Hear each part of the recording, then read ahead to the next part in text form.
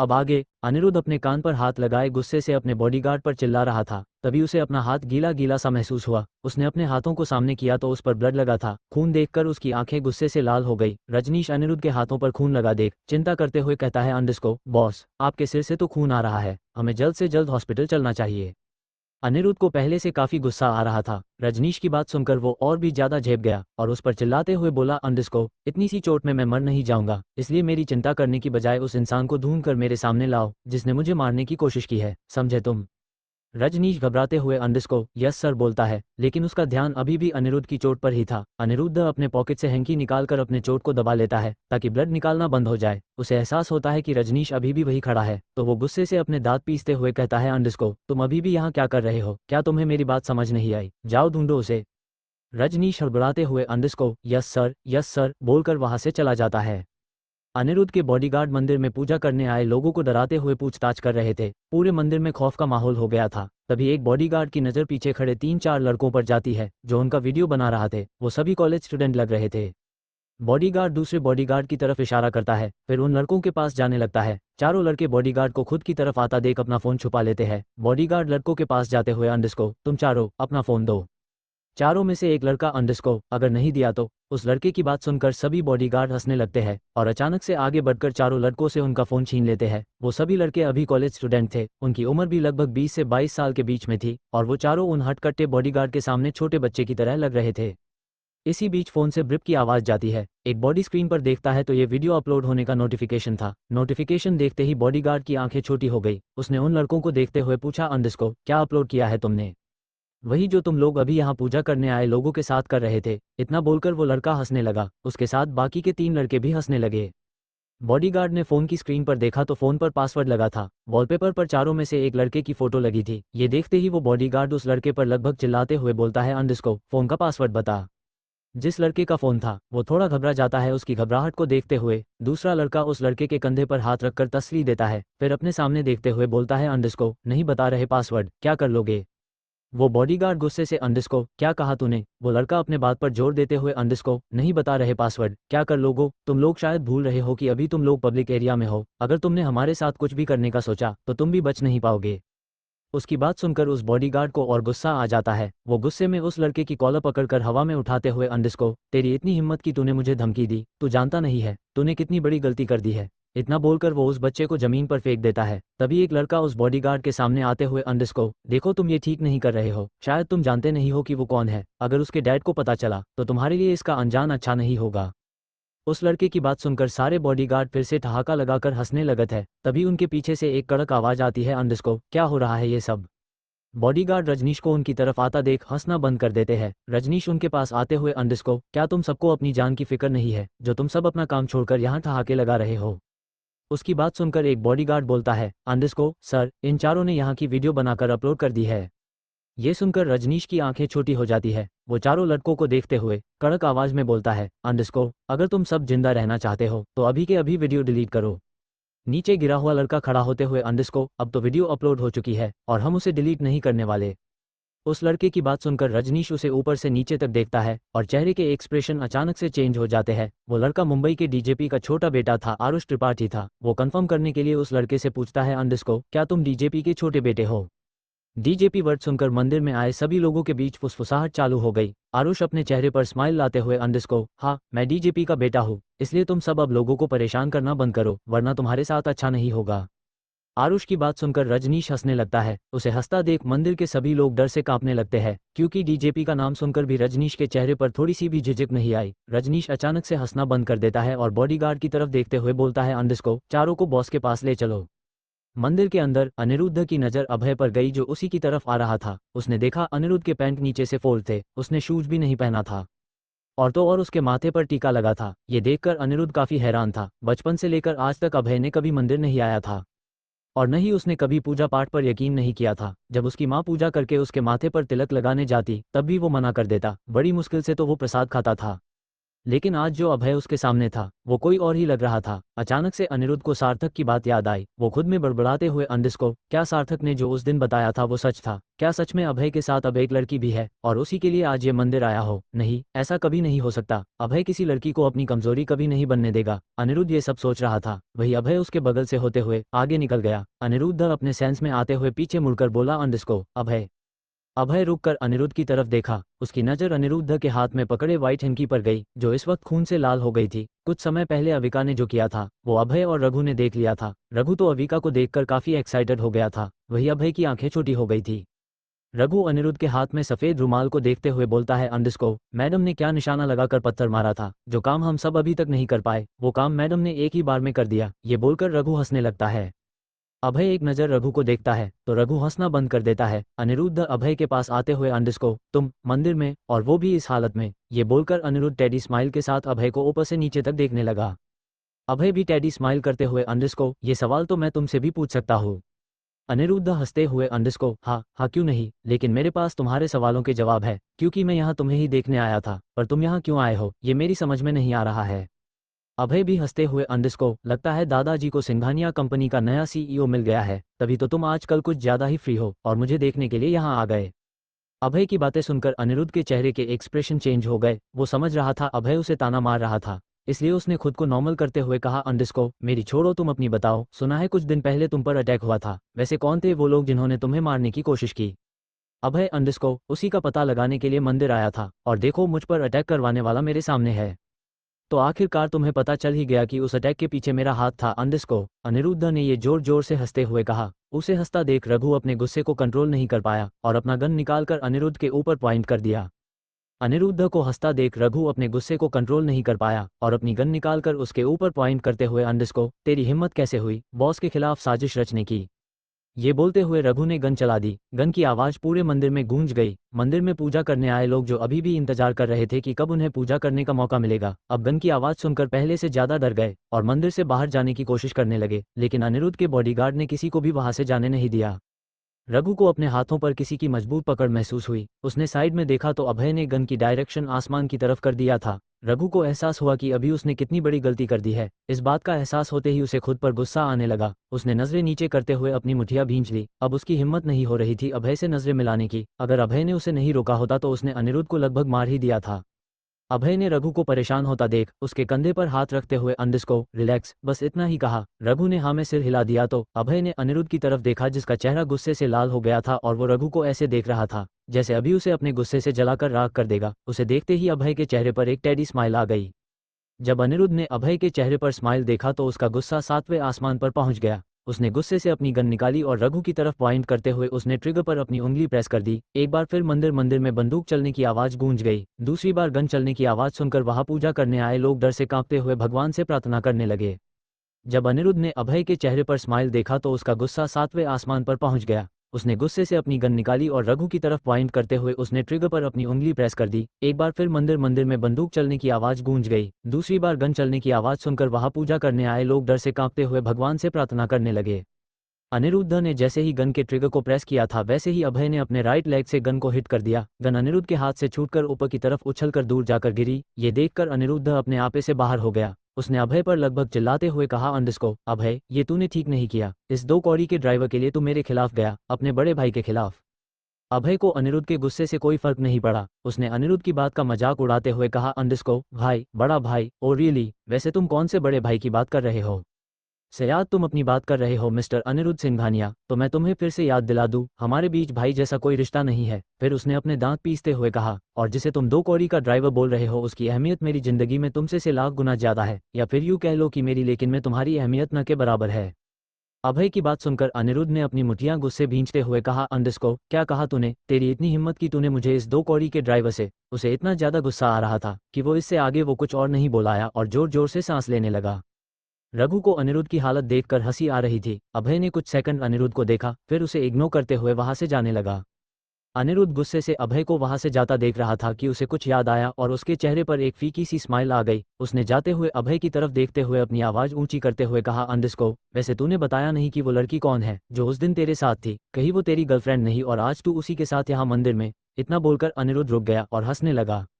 अनिरुद्ध की बात सुनकर रघु के चेहरे पर चिंता की लकीरें आ गए। उसे पता था अगर अनिरुद्ध को अविका के बारे में पता चल गया होगा तो वो अविका को नुकसान पहुंचाने का एक भी मौका नहीं छोड़ेगा। अनिरुद्ध की बात सुनकर अभय रुक गया, फिर उसकी तरफ देखकर एक सार्कास्टिक स्माइल पास करते हुए कहा अंडरस्को, अच्छा तो तुम्हें पता चल ही गया, तो फिर तुमने आगे क्या करने का सोचा है? अब तक तो तुमने उसके बारे में पता लगा भी लिया होगा, अगर ऐसा है तो तुम मुझे ये सब क्यों बता रहे हो? तुम्हें तो अपने नए प्लान को अंजाम देने के बारे में सोचना चाहिए। अभय अनिरुद्ध के रग रग से वाकिफ था। उसे देखकर अभय समझ गया था कि अभी अनिरुद्ध को सच नहीं पता है। उसने बस सच जानने के लिए उससे अविका का जिक्र किया ताकि सच का पता लगा सके। अनिरुद्ध को शक न हो इसलिए उसने उसकी बात का मजाक में लेते हुए उसका की मजाक बना दिया। अनिरुद्ध को अभय से ऐसे जवाब की उम्मीद नहीं थी। उसे लगा था ये सुनकर अभय परेशान हो जाएगा, लेकिन परेशान होना तो दूर, अभय को उसकी बातों से कोई फर्क ही नहीं पड़ा। अब उसे खुद पर गुस्सा आ रहा था कि उसने क्यों सार्थक की बातों पर भरोसा किया। कार में गौरव नॉनस्टॉप अविका की तारीफ किए जा रहा था और अविका भी उसकी तारीफ उनकर मुस्कुराए जा रही थी। वही ड्राइविंग सीट पर बैठी श्रेया को गौरव पर बहुत गुस्सा आ रहा था। पहले तो गौरव ने कार ड्राइव करने के लिए मना कर दिया था और अब नॉनस्टॉप अविका की तारीफ करके उसे मक्खन लगाने की कोशिश कर रहा था। कुछ समय बाद अविका को याद आया कि उसने अभी तक अनिरुद्ध के बारे में पूछा भी नहीं। ये याद आते ही उसने गौरव को देखते हुए पूछा, अंडरस्को, तुम भी तो अभय के साथ ही काम करते हो ना? गौरव को समझ नहीं आया कि अविका उससे ये क्यों पूछ रही है, जबकि उसकी पता है कि वो अभय के पास ही काम करता है। उसने ज्यादा न सोचते हुए अंडरस्को, जी मैडम अंडरस्को, कहा। अविका सीरियस होते हुए आगे कहा, अंडरस्को, तब तो तुम्हें तो पता ही होगा कि अनिरुद्ध कौन है। क्या तुम मुझे अनिरुद्ध के बारे में बताओगे? क्या वो अभय का कोई दुश्मन है? अविका का सवाल सुनकर श्रेया और गौरव ने ऑकवर्ड सा फेस बनाकर एक दूसरे को देखा। दोनों को समझ नहीं आ रहा था कि उन्हें अनिरुद्ध के बारे में श्रेया को बताना चाहिए या नहीं। अभी दोनों अपनी कसमस में डूबे थे कि दोनों के कानों में अविका की धीमी और सनसनी आवाज पड़ी, अंडरस्को, क्या ऐसा हो सकता कि वो अनिरुद्ध कोई डॉन या माफिया हो और उसी ने उस दिन हम पर अटैक करवाया हो? अविका के ऐसे बोलने से दोनों ने एक साथ पीछे देखा तो अविका ड्राइविंग सीट और पैसेंजर सीट के बीच में अपना सिर घुसाए दोनों को आंखें बड़ी बड़ी करके शक की निगाहों से देख रही थीं। अचानक से अविका को ऐसे देखकर दोनों हड़बड़ा गए। श्रेया तो तुरंत ब्रेक लगा दिया। कार हाईवे पर थी इसलिए जैसे ही श्रेया ने ब्रेक लगाया वैसे ही पीछे से आ रही कार से उनकी कार की टक्कर हो गई। ऐसा होते ही श्रेया और गौरव आगे की तरफ झुक गए। अविका ने दोनों सीट को मजबूती से पकड़ा हुआ था इसलिए उसे कोई फर्क नहीं पड़ा। एक के बाद एक गाड़ियां हॉर्न बजाते हुए पीछे रुकने लगी। हॉर्न की आवाज सुनते ही श्रेया और गौरव होश में आए और अविका की तरफ देखते हुए घबराई हुई आवाज में दोनों ने एक साथ कहा, अंडरस्को, मैडम आप ठीक तो है? आपको कहीं चोट तो? वो दोनों इतना बोलकर रुक गए और हैरानी से अविका की तरफ देखने लगे, क्योंकि अविका को इस टक्कर से कोई फर्क ही नहीं पड़ा था। वो तो आराम से बैठकर बैक मिरर से एक के बाद एक गाड़ियों को रुकते हुए देख रही थी। ये देखकर दोनों ने एक चैन की सांस ली। अगर उनकी मैडम को एक खरोच भी आई होती तो अभय उन्हें जिंदा दफना देता। कार के हॉर्न की आवाज के बीच अविका ने देखा बहुत सारे लोग अपनी कार से निकलकर उसकी कार की तरफ ही आ रहा थे। ये देखकर उसने लगभग चिल्लाते हुए कहा, अंडरस्को, जल्दी करो, हमें यहाँ से जल्दी भागना होगा, वो लोग हमारी तरफ ही आ रहे हैं। ये बोलते हुए उसने दोनों की तरफ देखा जो उसे ही गौर से देख रहे थे। दोनों को देखते हुए अविका ने फिर से कहा, अंडरस्को, क्या हुआ? तुम दोनों मुझे क्यों देख रहे हो? जल्दी करो, सब लोग हमारी तरफ आ रहे हैं। ये बोलकर वो फिर से पीछे देखने लगी। अविका को नॉर्मल देखकर दोनों ने अभी चैन की सांस ली ही थी कि फिर से उसके चिल्लाने की वजह से दोनों की सांसें थम सी गई। गौरव ने अपने दिल पर हाथ रखते हुए डल टोन में कहा, अंडरस्को, अगर मुझे कुछ और दिन मैडम के साथ रहना पड़ा तो पक्का मुझे हार्ट अटैक आ जाएगा। पता नहीं बॉस मैडम को कैसे हैंडल करते होंगे। श्रेया ने स्माइल करते हुए गौरव को देखा, फिर दोनों ने एक साथ अविका की तरफ देखा तो दोनों फिर से उसे देखकर हैरान हो गए। अविका के चेहरे पर 12 बजे हुए थे और वो डरते हुए किसी को कॉल लगा रही थी। ये देखकर गौरव ने सवालिया नजरों से देखा, श्रेया को देखा जैसे पूछ रहा हो, अंडरस्को, मैडम को क्या हुआ है और वो किसको फोन लगा रही है? श्रेया ने भी अपनी गर्दन न में हिला दिया जैसे बोल रही हो, अंडरस्को, मुझे नहीं पता कि मैडम किसे फोन लगा रही है। दोनों अविका से कुछ पूछ पाते इससे पहले ही उनकी कार की चारों विंडो पर नोक होने लगा। दोनों ने कार के बाहर देखा तो बहुत सारे लोग कार को घेरे हुए खड़े थे। श्रेया ने बाहर देखते हुए कहा, अंडरस्को, अब क्या करे? गौरव ने कुछ बोलने के लिए मुंह खोला ही था कि उसके कानों में अविका की रोटेडू आवाज पड़ी। अविका की बात सुनते ही गौरव और श्रेया का चेहरा डर से पीला पड़ गया और दोनों डरते हुए अविका को देखने लगे। अभय के ऑर्डर मिलने के बाद अजय पहली बार सैनी कंपनी जा रहा था। आज उसका सैनी कंपनी के क्लाइंट और शेयर होल्डर के साथ मीटिंग थी। मनोज सैनी का असिस्टेंट अविनाश उसे पिकअप करने के लिए उसके अपार्टमेंट में आ गया था। ट्रैफिक में फंस जाने से अजय को कार में ही मीटिंग की डिटेल एक्सप्लेन करने लगता है, जिसे सुनकर अजय का सिर दर्द करने लगा था, इसलिए वो कार से निकलकर बाहर आ जाता है। तारांकन लोगों ने चारों तरफ से कार को घेर कर उसकी विंडो पर गुस्से से नोक कर रहे थे। इतने सारे लोगों को गुस्से में देखकर अविका पैनिक होने लगी थी। उसे कुछ समझ नहीं आया इसलिए वो अभय को कॉल करने लगती है। फोन रिसीव होते ही वो घबराई हुई आवाज में बोलना शुरू कर देती है, अंडरस्को, अभय, अभय तुम कहाँ हो? ये लोग। इतने भी गौरव अविका का फोन छीनकर खुद बात करने लगता है, अंडरस्को, हेलो बॉस, यहाँ सब ठीक है। Hello hello boss, boss boss आपको मेरी आवाज आ रही है? जब गौरव को अभय की आवाज़ नहीं आती तो वो स्क्रीन पर देखता है तो कॉल कट चुका था। ये देखकर वो चैन की सांस लेता है। अविका के मुंह से अभय का नाम सुनकर श्रेया और गौरव का चेहरा डर से पीला पड़ गया था। अगर अभय को पता चल जाता कि वो दोनों इतनी लापरवाही के ड्राइव कर रहे थे और उन दोनों की वजह से अविका की ऐसी हालत हुई तो अभय उन्हें क्या पनिशमेंट देता, इस बारे में दोनों सोचना भी नहीं चाहते थे। गौरव के फोन छीनने की वजह से अविका को काफी गुस्सा आ रहा था। उसका डर मानो छू मंतर हो गया था और वो अपनी आंखें छोटी करके गौरव को नाराजगी से घूर रही थी। वही श्रेया भी गौरव को सवालिया नजरों से देख रही थी। बाहर क्या चल रहा था इससे तीनों को कोई फर्क ही भी पड़ रहा था। गौरव श्रेया को देखते हुए कहता है अंडरस्को कॉल डिस्कनेक्ट हो गया। श्रेया अंडरस्को क्या बॉस ने मैम की आवाज सुनी? गौरव अंडरस्को पता नहीं, शायद नहीं सुनी। श्रेया अंडरस्को हम इतने में अविका ने नाराजगी से कहा अंडरस्को मेरा फोन दो। दोनों ने एक साथ अविका को देखा। अविका ने फिर कहा अंडरस्को मेरा फ़ोन दो वरना मैं तुम्हारी अभय से कंप्लेन कर दूंगी।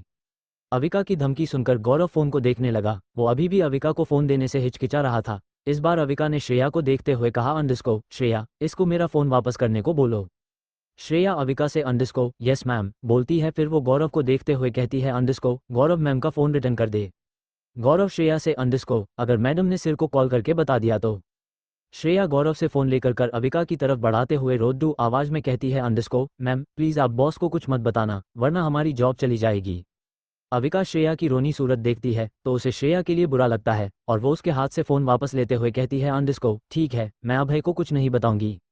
ये सुनकर दोनों रिलैक्स हो जाते हैं। तभी कार विंडो पर नोक होता है। तीनों एक साथ बाहर देखते हैं तो वहाँ ट्रैफिक पुलिस ऑफिसर खड़ा था। उसे देखकर अविका डरते हुए कहती है अंडरस्को क्या अब हमें जेल जाना पड़ेगा?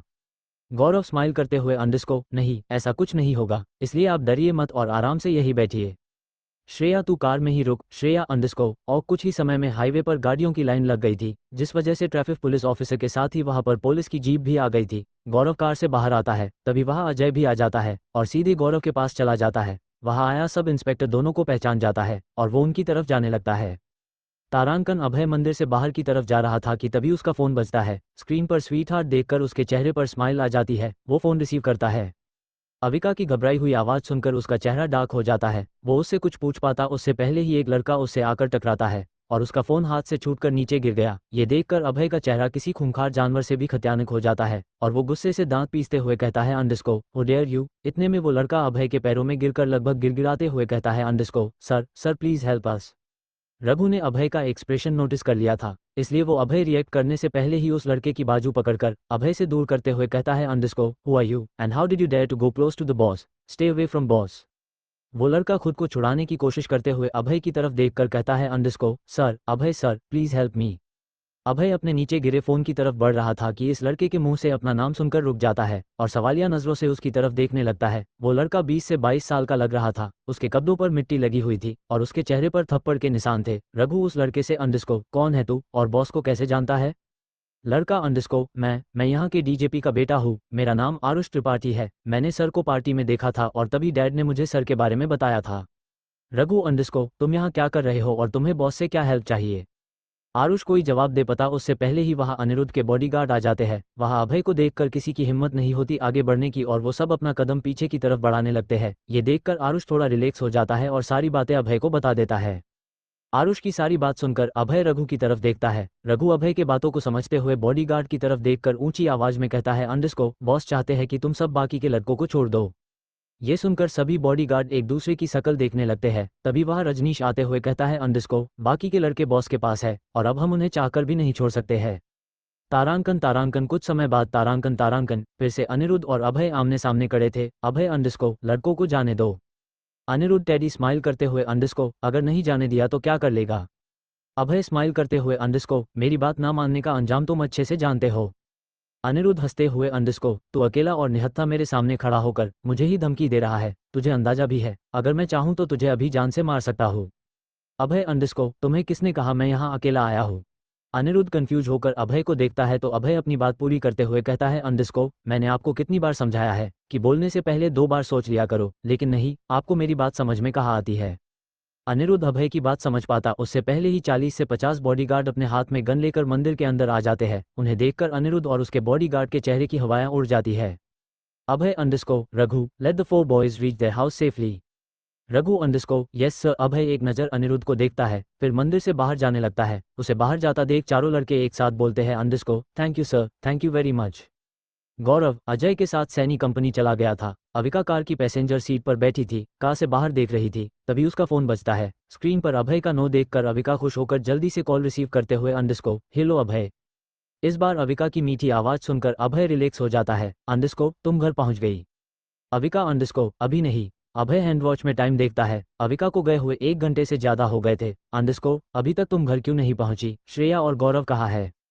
अविका अंडरस्को हम ट्रैफिक में फंस गए थे, इसलिए घर नहीं पहुंचे। तुम घर कब तक आओगे?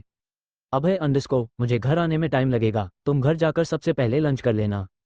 अविका अंडरस्को ठीक है, जल्दी आना। अभय अंडरस्को हम अविका विला आकर सबसे पहले फ्रेश होने के लिए अपने रूम में जाती है। चेंज करके वो लिविंग रूम में वापस आकर लंच करती है। लंच फिनिश करने के बाद उसे समझ नहीं आता वो क्या करे, इसलिए वो तकरीबन 1 घंटे तक पूरे विला और गार्डन में टहलती है। जब वो काफ़ी थक जाती है तो गार्डन में लगे झूले पर बैठकर सभी को काम करता देखने लगती है।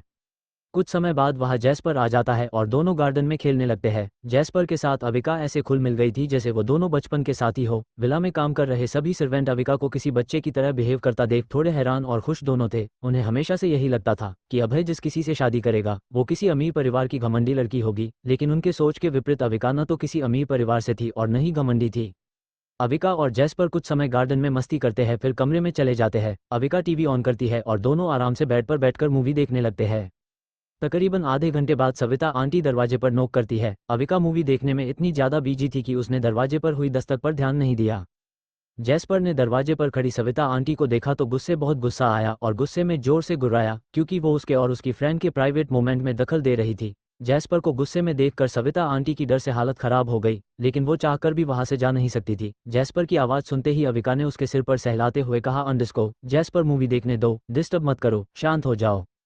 अविका के बोलते ही जैस्पर शांत हो गया, लेकिन उसकी नज़र अभी भी दरवाजे पर टिकी हुई थी। सविता आंटी जैस्पर को नज़रअंदाज करने की कोशिश करते हुए डरी सहमी बोलती है, अंडरस्को मेम साहब, मेम साहब। खुद को नज़रअंदाज होता देख जैस्पर का गुस्सा 7वें आसमान पर पहुंच जाता है और गुस्से से बेड के नीचे छलांग लगा लेता है। सविता आंटी की आवाज़ सुनकर अविका गेट की तरफ देखते हुए कहती है, अंडरस्को आंटी आप यहाँ कब आए और आप वहाँ दरवाजे पर क्यों खड़ी है? अंदर आइए। सविता आंटी जैस्पर को करीब आता देख बस वहां से भागने ही वाली थी कि तभी जैस्पर अविका की आवाज सुनकर अपनी जगह पर रुक गया। ये देखकर सविता आंटी चैन की सांस लेती है। अविका दरवाजे के पास जाते हुए, अंडरस्को आंटी आप डरिए मत, जैस्पर आपको कुछ नहीं करेगा। मेम साहब ये जैस्पर बस आपको कुछ नहीं करेगा, अगर इसे मौका मिले तो ये हमें जिंदा चबा जाए। सविता आंटी को खुद में बड़बड़ता देख अविका उनसे पूछती है, आंटी अंडरस्को आपने कुछ कहा? सविता आंटी अंडरस्को जी मेम साहब मेरा मतलब नहीं नहीं मेम साहब। अविका अंडरस्को आपको मुझसे कुछ काम था? सविता आंटी अंडरस्को जी मेम साहब मैं आपके लिए शाम का नाश्ता लेकर आई थी। अविका सविता आंटी को ध्यान से देखते हुए, अंडरस्को क्या आप सच में मेरे लिए इवनिंग स्नैक्स लेकर आई थी? सविता आंटी अंडरस्को जी मेम साहब है बोलकर वो अपने पीछे देखती है तो वहाँ कोई नहीं था। सविता आंटी समझ जाती है कि वो दोनों लड़कियां जैस्पर को कमरे में देखकर वहां से पहले ही भाग गई है। वो ऑकवर्ड स्माइल करते हुए, अंडरस्को वो मेम साहब मैं आपसे पूछने आई थी कि आप शाम के नाश्ते में क्या लेंगी और आपको रात में क्या खाना है, ये भी बता दीजिए। अविका कुछ देर सोचती है पर उसे कुछ भी समझ नहीं आता कि वो क्या खाए, इसलिए वो उनसे कहती है, अंडरस्को आपका जो मन करे आप वो मेरे लिए ले आइए और डिनर में जो अभय को पसंद है मैं भी वही खा लूंगी। सविता आंटी मुस्कुराते हुए, अंडरस्को जी मेम साहब कहती है, फिर वहां से चली जाती है। अविका जैस्पर की तरफ देखती है जो पहले ही जाकर बेड पर बैठ गया था, वो भी जाकर बेड पर बैठ जाती है और मूवी देखने लगती है। कुछ समय बाद सविता आंटी रंजू और आरती के साथ फिर से कमरे में आती है। सविता आंटी, रंजू और आरती के हाथ में नाश्ते की प्लेट थी जिसमें 4 तरह के जूस, साथ में कॉफी और चाय का कप, उबले हुए नूडल्स, सैंडविच, कटे हुए कई तरह के फल, चिप्स, पॉपकॉर्न, फ्रेंच फ्राई और मेवे थे। ये सब देखकर अविका का मुंह खुला का खुला रह गया। उसने थूक गटकते हुए कहा, अंडरस्को क्या ये सब सिर्फ मेरे लिए है?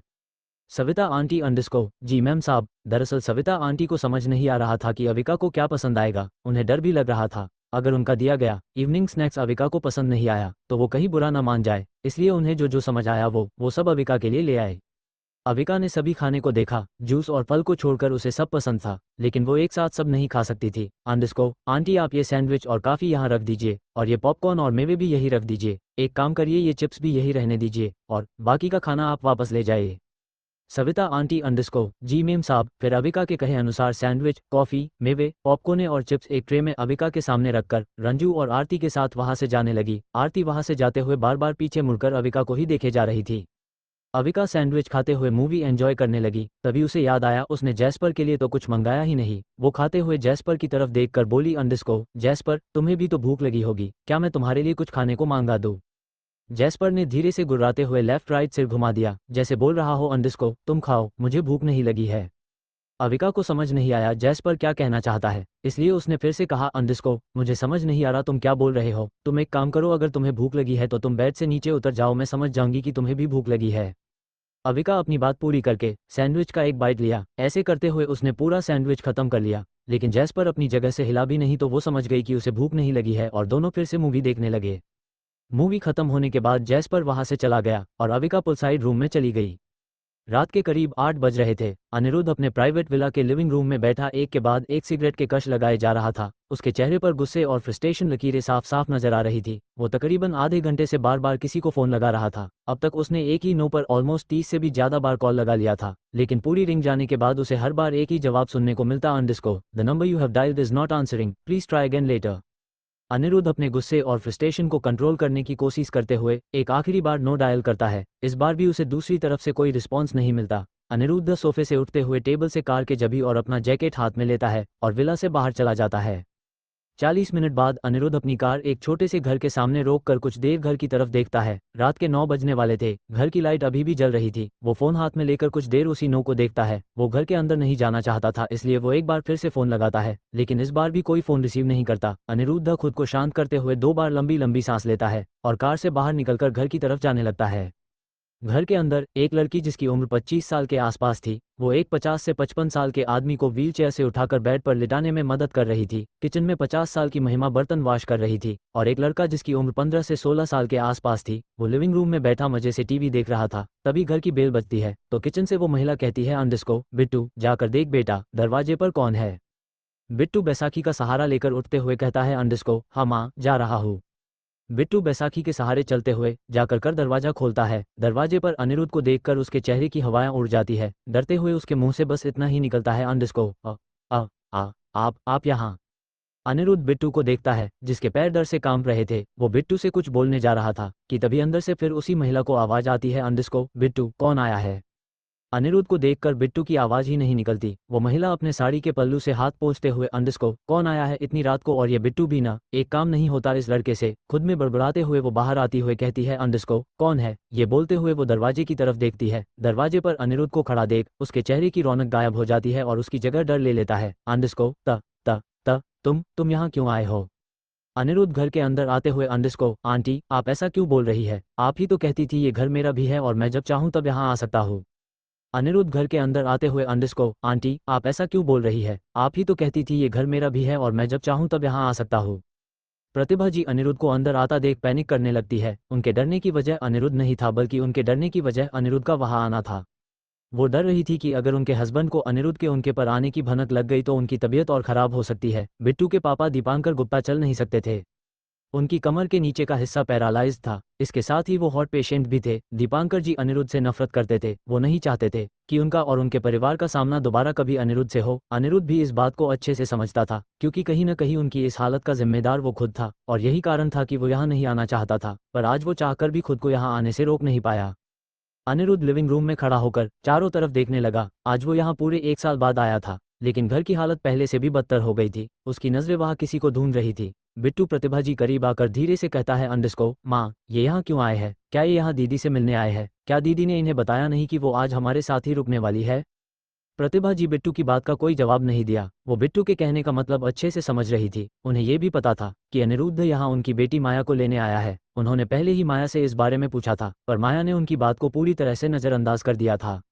बिट्टू ने अपनी बात धीरे से कही थी, लेकिन अनिरुद्ध ने उसकी बात सुन ली। माया यहाँ रुकने वाली थी और उसने उसे बताया भी नहीं।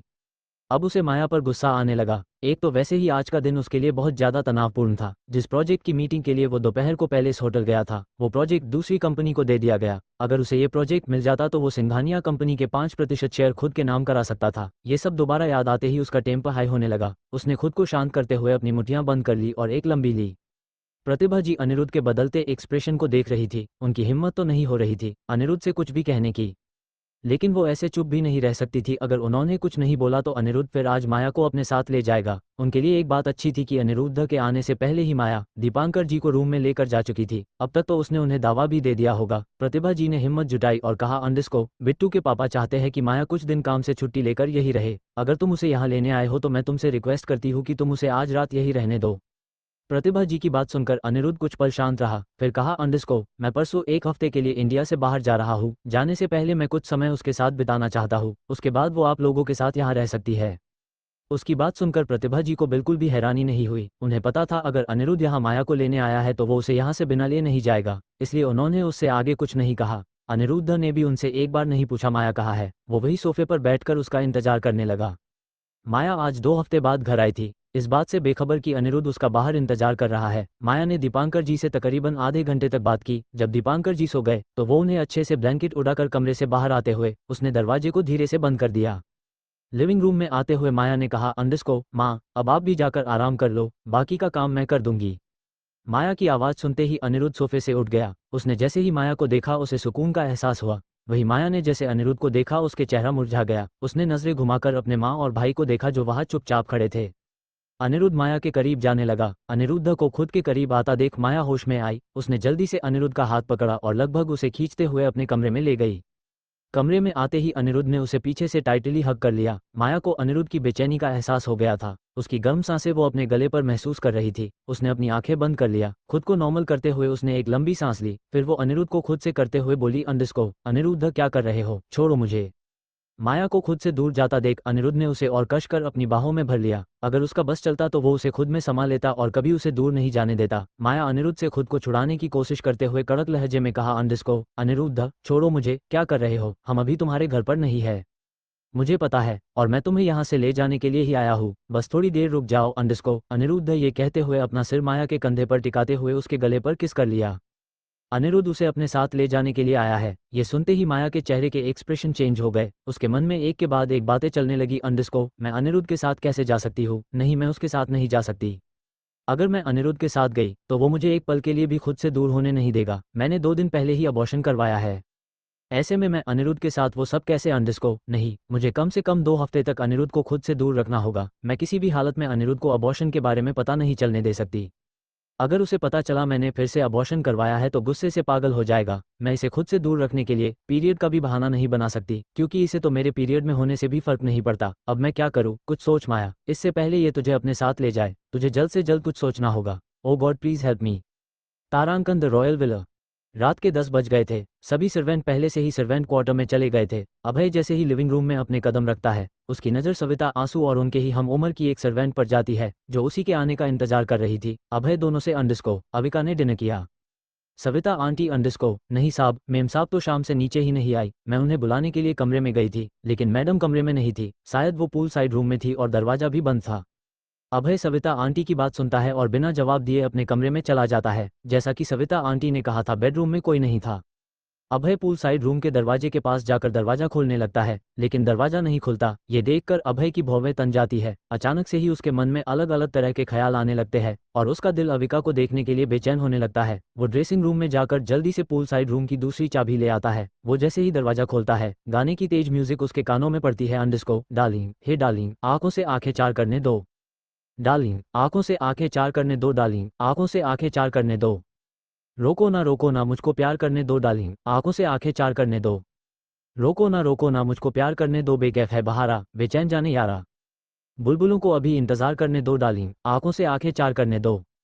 अभय को लगता है उसके कान के पर्दे अभी फट जाएंगे। वो फटाक से दरवाजा बंद कर देता है। अचानक से उसके सामने अविका का चेहरा आता है। उसने उसे अभी रूम में देखा था। वो फिर से दरवाजा खोल देता है और गाने के तेज म्यूजिक फिर से उसके कानों में पड़ती है। अंडिस्को, डार्लिंग, मिलना तेरा बदले खुदा रहमत हुई, रहमत हुई। हे डार्लिंग, खातिम को दिलबर तो इख्तियार करने दो। डार्लिंग, आंखों से आंखें चार करने दो। रोको ना मुझको प्यार करने दो। अभय अपने सामने का नज़ारा देखकर हैरान रह जाता है। ब्लैंकेट बेड से नीचे गिरा हुआ था। बेड पर चिप्स और पॉपकॉर्न के टुकड़े फैले हुए थे। उसके फाइल के पेज पूरे कमरे में बिखरे पड़े थे। उसे यकीन नहीं हो रहा था ये उसी का कमरा है। इन सब के अलावा वो सबसे ज्यादा अविका को देखकर हैरान था। अविका जैसे ही अभय को देखते ही खुश होकर जोर से चिल्लाती है, अंडिस्को, अभय। बैकग्राउंड म्यूजिक अभी भी चल रहा था। अंडिस्को, डार्लिंग, छोड़ो जरा शर्माने का ये कायदा।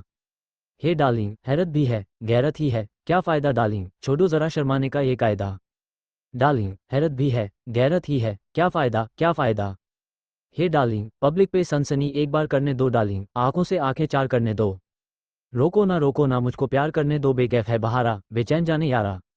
बुलबुलों को अभी इंतज़ार करने दो डार्लिंग, आंखों से आंखें चार करने दो। डार्लिंग, आंखों से आंखें चार करने दो डार्लिंग। अभय अपने सामने का नज़ारा देखकर हैरान रह गया। ब्लैंकेट बेड से नीचे गिरा हुआ था, बेड पर चिप्स और पॉपकॉर्न के टुकड़े फैले हुए थे। उसके फाइल के पेज पूरे कमरे में बिखरे पड़े थे, कबर्ड खुला हुआ था और कबर्ड से कपड़े बाहर लटके हुए थे। उसे यकीन नहीं हो रहा था, ये उसी का कमरा है। इन सब के अलावा वो सबसे ज्यादा हैरान अविका को देखकर था। अविका ने टॉप और ट्राउजर पहना था, उसने ऊपर से उसकी ब्लू जैकेट पहनी थी जिसके बटन खुले हुए थे। फाइल के पेजेस को फोल्ड करके उसने माइक बना लिया था और जोर जोर से गाना गाते हुए बेड पर कूद रही थी। डांस कर रही थी। अभय को गंदगी बिल्कुल भी पसंद नहीं था।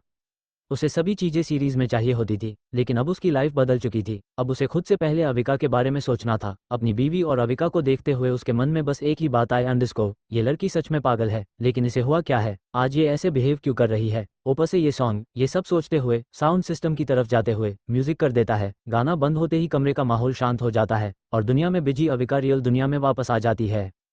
अविका अभय को देखते ही खुश होते हुए पेपर माइक को नीचे फेंक देती है। वो बेड से नीचे कूदते हुए जोर से उसका नाम पुकारती है, अंडरस्को, अभय। आराम से अंडरस्को। अविका को खुदता देख उसके मुंह से अपने आप निकलता है। वो उसके के करीब जाने लगता है। अविका उसके पास आते हुए, अंडरस्को, तुम आ गए। अभय अंडरस्को, हम अंडरस्को कहता है और उसको ध्यान से देखने लगता है। अविका के चेहरे पर बड़ी सी स्माइल दी, लेकिन आंखों में एक अलग सा ही नशा था। अविका अभय का हाथ पकड़कर झुलाते हुए बड़ी ही मासूमियत के साथ कहती है, अंडरस्को, तुम इतनी देर से क्यों आए। तुम्हें पता है ये दरवाजा अपने आप बंद हो गया था और खुल भी नहीं रहा था। मेरा फोन भी बाहर वाले रूम में था। मैं बहुत डर गई थी, इसलिए मैं बालकनी में चली गई, पर वहां भी मुझे कोई नहीं दिखा। अभय उसकी बात ध्यान से सुन रहा था। इसके अलावा कुछ और भी था जो उसे बहुत परेशान कर रहा था। अविका अंडरस्को, तुम्हें पता है आज मैं कितना रोई। देखो मेरी आंखें भी रो रो कर सूज गई है। रोते रोते मैं कब सो गई मुझे पता भी नहीं चला। अभय अविका के गालों को सहलाते हुए, अंडरस्को, आई एम सॉरी। तुम क्यों सॉरी बोल रहे हो। सॉरी तो उस दरवाजे को मुझसे बोलना चाहिए, वो ही जानबूझकर बंद हुआ था, अंडरस्को, अविका ने दरवाजे को गुस्से से घूरते हुए कहा। अविका की बात सुनकर उसके चेहरे पर स्माइल आ गई। उसने उसके सिर पर हाथ फेरते हुए कहा, अंडरस्को, तुमने सही कहा, उसे तुम्हें जरूर सॉरी बोलना चाहिए, लेकिन वो तो बोल ही नहीं सकता, तो वो तुम्हें सॉरी कैसे बोलेगा। अविका सोचते हुए, अंडरस्को, हम मम्मा, उसके पास तो मुंह ही नहीं है, इसका मतलब वो मुझे सॉरी नहीं बोल सकता, इसलिए मैं उसे पनिशमेंट दूंगी। अभय अंडरस्को, पनिशमेंट। अविका अंडरस्को, हम अभय अंडरस्को, तो क्या पनिशमेंट दोगी तुम उसे। अविका सोचते हुए, अंडरस्को, मैं उसे मारूंगी, बहुत मारूंगी। अभय अविका की नाक खींचते गए, अंडरस्को, अच्छा तो कैसे मरोगी उसे। अविका अंडरस्को, मैं उसे डंडे से मारूंगी। अभय अंडरस्को, तो तुम उसे डंडे से मरोगी। तुम्हें नहीं लगता अगर वो तुमसे नाराज हो गया और बदला लेने के लिए फिर से तुम्हें इसी कमरे में बंद कर दिया, तब क्या होगा। क्या तब भी तुम उसे डंडे से मरोगी। अरे हाँ, मैंने तो ये सोचा ही नहीं। अभय तुम ही बताओ ना, अब मैं क्या करूँ। अंडरस्को, अविका ने बड़ी मरूमियत से कहा। तो अभय ने वैसे ही जवाब दिया, अंडरस्को, एक काम करो, तुम यहाँ बैठकर सोचो कि उसे क्या पनिशमेंट देना है, तब तक मैं चेंज करके आता हूँ। अभय उसे बेड पर बिठाकर वॉशरूम में चला गया। कुछ मिनट बाद जब वो फ्रेश कमरे में आया, उसकी नज़र बेड पर बैठी अविका पर गई जो बड़ी सीरियस होकर कुछ सोच रही थी। अभय अविका के पास जाने की बजाय पूरे कमरे में कुछ ढूंढने लगा। जब उसे कमरे में कुछ नहीं मिला तो वो पूल की तरफ चला गया। अभय की नज़र पूल के पास लगे फर्नीचर पर गई, जहां दो रेड वाइन की बोतलें रखी थी। उसने पास जाकर देखा तो एक बोतल पूरी खाली थी और दूसरी बोतल आधी भरी थी। उसने दोनों बोतल उठाकर डस्टबिन में डालकर रूम में आ गया। उसको देखते ही अविका उसके पास गई और खुश होते हुए बोली, अंडरस्को, अभय, मैंने सोच लिया, हम इस दरवाजे को कल निकाल देंगे और इसकी जगह दूसरा दरवाजा ले आएंगे। ठीक है अंडरस्को, अभय ने बिना किसी एक्सप्रेशन के कहा। तो अविका को बिल्कुल भी अच्छा नहीं लगा। उसने अभय के हाथों को झुलाते हुए कहा, अंडरस्को, क्या तुम उदास हो। अभय अंडरस्को, नहीं। अविका अंडरस्को, अच्छा तो फिर चलो। अभय अंडरस्को, कहा, डिनर करने बुद्धू, इतनी रात को हम और कहाँ जाएंगे। अंडरस्को, अविका ने अभय के दोनों गालों को खींचते हुए कहा और जोर जोर से हंसने लगी। अभय उसकी मुस्कुराहट को देखता ही रह गया। अंडरस्को, रिश्तों की है ये दुनिया हमारी, सबसे प्यारी है ये हंसी तुम्हारी, नहीं मंजूर है आंसू आंखों में तुम्हारी, खुश हो जाते हम दिखने पे मुस्कान तुम्हारी।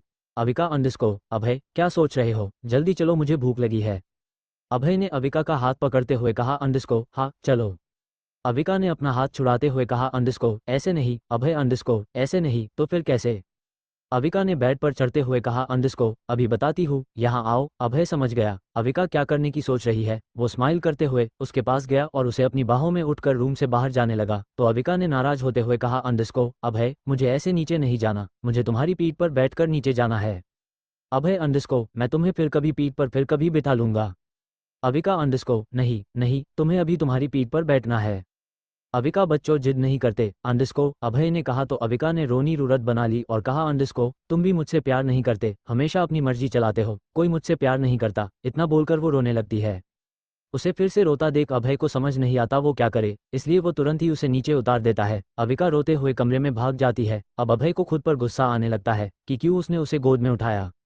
अभय जब कमरे में आता है तो अविका हाथ में पिलो लिए सिसलियाँ ले रही थी। अभय एक गहरी सांस लेता है और जाकर उसके बगल में बैठते हुए बड़े प्यार से कहता है, अंडरस्को अविका। अविका उससे मुंह फेर लेती है। अभय उसका चेहरा खुद की तरफ घुमाते हुए, अंडरस्को तुम्हें पीठ पर बैठना था ना, चलो मैं तुम्हें अपनी पीठ पर बिठाकर ले चलता हूँ। अविका अभय को देखती है तो अभय उसे एक प्यारी सी स्माइल पास कर देता है। उसे लगता है शायद वो मान गई है। उसके उलट अविका कहती है, अंडरस्को अब मुझे तुम्हारी पीठ पर नहीं बैठना और ना ही तुमसे कोई बात करनी है। इतना कहकर वो फिर अपना मुंह फेर लेती है। अभय अंडरस्को लेकिन क्यों, तुम्हें मुझसे बात क्यों नहीं करनी। अविका अंडरस्को क्योंकि तुम मेरी कोई बात नहीं मानते और ना ही मुझसे प्यार करते हो। अभय खुद में बड़बड़ाते हुए, अंडरस्को ये लड़की एक दिन मुझे अपनी तरह पागल बनाकर छोड़ेगी। अविका अपनी तीखी नजरों से अभय को देखते हुए, अंडरस्को क्या कहा तुमने। अभय मासूम बनते हुए, अंडरस्को मैंने क्या कहा, हाँ याद आया, मैं बोल रहा था तुम मुझसे बाद में नाराज हो लेना, पहले तुम डिनर कर लो, तुम्हें भूख लगी होगी। अविका अपने पेट पर हाथ रखते हुए, अंडरस्को हाँ भूख तो लगी है, लेकिन मैं तो तुमसे नाराज हूं ना, तो फिर मैं तुम्हारे साथ डिनर कैसे कर सकती हूँ, इसलिए हम अलग अलग डिनर करेंगे और अलग अलग सोएंगे भी। तुम अंदर वाले रूम में सो जाना और मैं यही सोऊंगी। अगर मैं अंदर सोई और दरवाजा फिर से बंद हो गया तो मुझे फिर से बीटरूट जूस चुकंदर का रस पीना पड़ेगा। कितना कड़वा होता है बीटरूट का juice. Abhay underscore beetroot juice. Avika underscore हाँ वो जो तुमने अपनी स्टडी टेबल के पास 2 बोतलें रखी थी बीट जूस की, मुझे न उसमें से थोड़ा थोड़ा अंगूर का भी टेस्ट आ रहा था, क्या तुमने उसमें अंगूर का रस भी मिला था। अभय खुद से, अंडरस्को तो इसने रेड वाइन की एक बॉटल बीटरूट जूस समझ कर पिया था, मतलब ये लड़की सच में पागल है, क्या इसने कभी बीटरूट नहीं खाया है। अंडरस्को तुमने कब पिया था। अविका याद करते हुए, अंडरस्को मैंने कब पिया था, क्या तुम मुझसे टाइम पूछ रहे हो। अविका याद करते हुए कहती है, अंडरस्को मैंने जूस कब पिया था, क्या तुम मुझसे टाइम पूछ रहे हो। अभय अंडरस्को हम कब पिया था। अविका अंडरस्को वही तो सोच रही हूँ, डिस्टर्ब क्यों कर रहे हो। मैंने 4 बजे तक मूवी देखी, फिर जैस्पर से थोड़ी बात की, तब शायद 4 बज रहा था, फिर मैं फ़ोन चार्ज लगाकर दूसरे रूम में चली गई। अरे मेरा फ़ोन, मैंने उसे चार्ज लगाया था, अब तक तो वो चार्ज हो गया होगा। ये बोलकर अविका फ़ोन लेने के लिए बेड से उतर गए। अभय में बिजी होता देख याद दिलाते हुए कहता है, अंडरस्को अविका चलो डिनर कर लो। अविका अंडरस्को हम आ रही हूँ। अभय कुछ सेकंड रुका और खुद उसके पास चला गया। स्क्रीन को देखती ही अभय का एक्सप्रेशन चेंज हो गया। अंडरस्को ये लड़की मुझे इंतजार करा के इस शुभम से बात कर रही। अंडरस्को चैट बॉक्स पर शुभम का नाम देखकर अभय खुद में बड़बड़ाया। उसने अविका का चेहरा देखा जो सीरियस होकर मैसेज आने के वेट करती। मैसेज पढ़ते ही उसका चेहरे पर स्माइल आ जाती। वो स्माइल करते हुए मैसेज टाइप करके सेंड करती और फिर से सीरियस होकर दूसरे साइड से मैसेज आने का वेट करती। 1 मिनट, 2 मिनट, 3 मिनट, 4 मिनट ऐसे ही बीत गया। अविका ने एक बार भी अभय की तरफ नहीं देखा तो अभय को गुस्सा आने लगा। उसने अपने गुस्से को दबाते हुए कहा, अंडरस्को अविका 11 बज गए हैं, चलो डिनर कर लो। हम बस 2 मिनट रुक जाओ। अंडरस्को अविका ने मैसेज टाइप करते हुए कहा। अभय 2 मिनट रुका, फिर उसको देखते हुए 2 बार अपना सिर न में हिलाया और नीचे चला गया।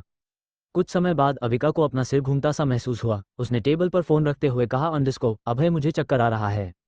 जब उसे अभय की आवाज़ नहीं सुनाई दी तो उसने कमरे में चारों तरफ अभय को देखा और समझ गई अभय उसे छोड़कर चला गया है। वो नाराजगी से बोली, अंडरस्को क्या वो मुझे अकेले छोड़कर चला गया। चला गया तो चला गया, मैं उसके बारे में क्यों सोच रही हूँ, मैं तो उससे नाराज हूँ ना। जब तक वो मुझे नहीं मनाएगा तब तक मैं भी उससे बात नहीं करूंगी। हम स्मर्क स्मर्क बड़बड़ाते हुए नीचे लिविंग रूम में जाने लगी। सीढ़ियों से उतरते हुए अविका ने अपना सिर पकड़ लिया। अब उसे एक की जगह 2 सीढ़ियां नजर आने लगी। बार बार पलके झपकाते के बाद भी उसे सब धुंधला धुंधला सा नजर आ रहा था। अभय सीढ़ियों के पास ही टहलते हुए फोन पर बात कर रहा था। अविका को देखते ही उसे मालूम चल गया कि अब वो पूरी तरह से नशे की आगोश में आ चुकी है। उसने फोन रखा और उसके पास जाने लगा। अविका ने आंखें मसलते हुए उसे देखकर नशे में कहा, अंडरस्को तुम बहुत बुरे हो, तुम मुझे अकेले छोड़कर आ गए, अब मैं तुमसे कभी बात नहीं करूंगी। अभय ने कुछ नहीं कहा और उसके बाजुओं को पकड़कर उसके साथ नीचे जाने लगा। डाइनिंग टेबल के पास आते ही अविका चेयर पर बैठ गई। अभय भी उसके साइड में बैठने जा रहा था। तभी अविका ने अपने दोनों हाथों को फैलाते हुए कहा, अंडरस्को यहाँ नहीं, तुम यहाँ भी बैठ सकते, ये सब मेरा एरिया है और जब तक मैं तुमसे नाराज हूँ तब तक तुम मेरे साइड नहीं बैठ सकते। ये सब बोलते हुए अविका की आवाज़ लड़खड़ा रही थी। अभय ने आंखी चोटी करके अविका को देखा और बिना कुछ कहे जाकर दूसरी साइड उसी के सामने वाली चेयर पर बैठ गया। उसे पता था अगर उसने उसकी बात नहीं मानी तो अविका के मोटे मोटे आंसू गिरने में ज्यादा टाइम नहीं लगेगा, उसकी वजह से उसकी बीवी की आंखों में आंसू आए, ये उसे कतई मंजूर नहीं था। सविता आंटी और उनके साथ खड़ी सर्वेंट ये सब देखकर हैरान थी। दूसरी सर्वेंट ने सविता आंटी से कहा, अंडिस्को, क्या मैडम ने आज कुछ उल्टा सीधा खा लिया था? इन्हें देख के तो लग रहा है इन्होंने पक्का कोई नशीली चीज ही खाई होंगी।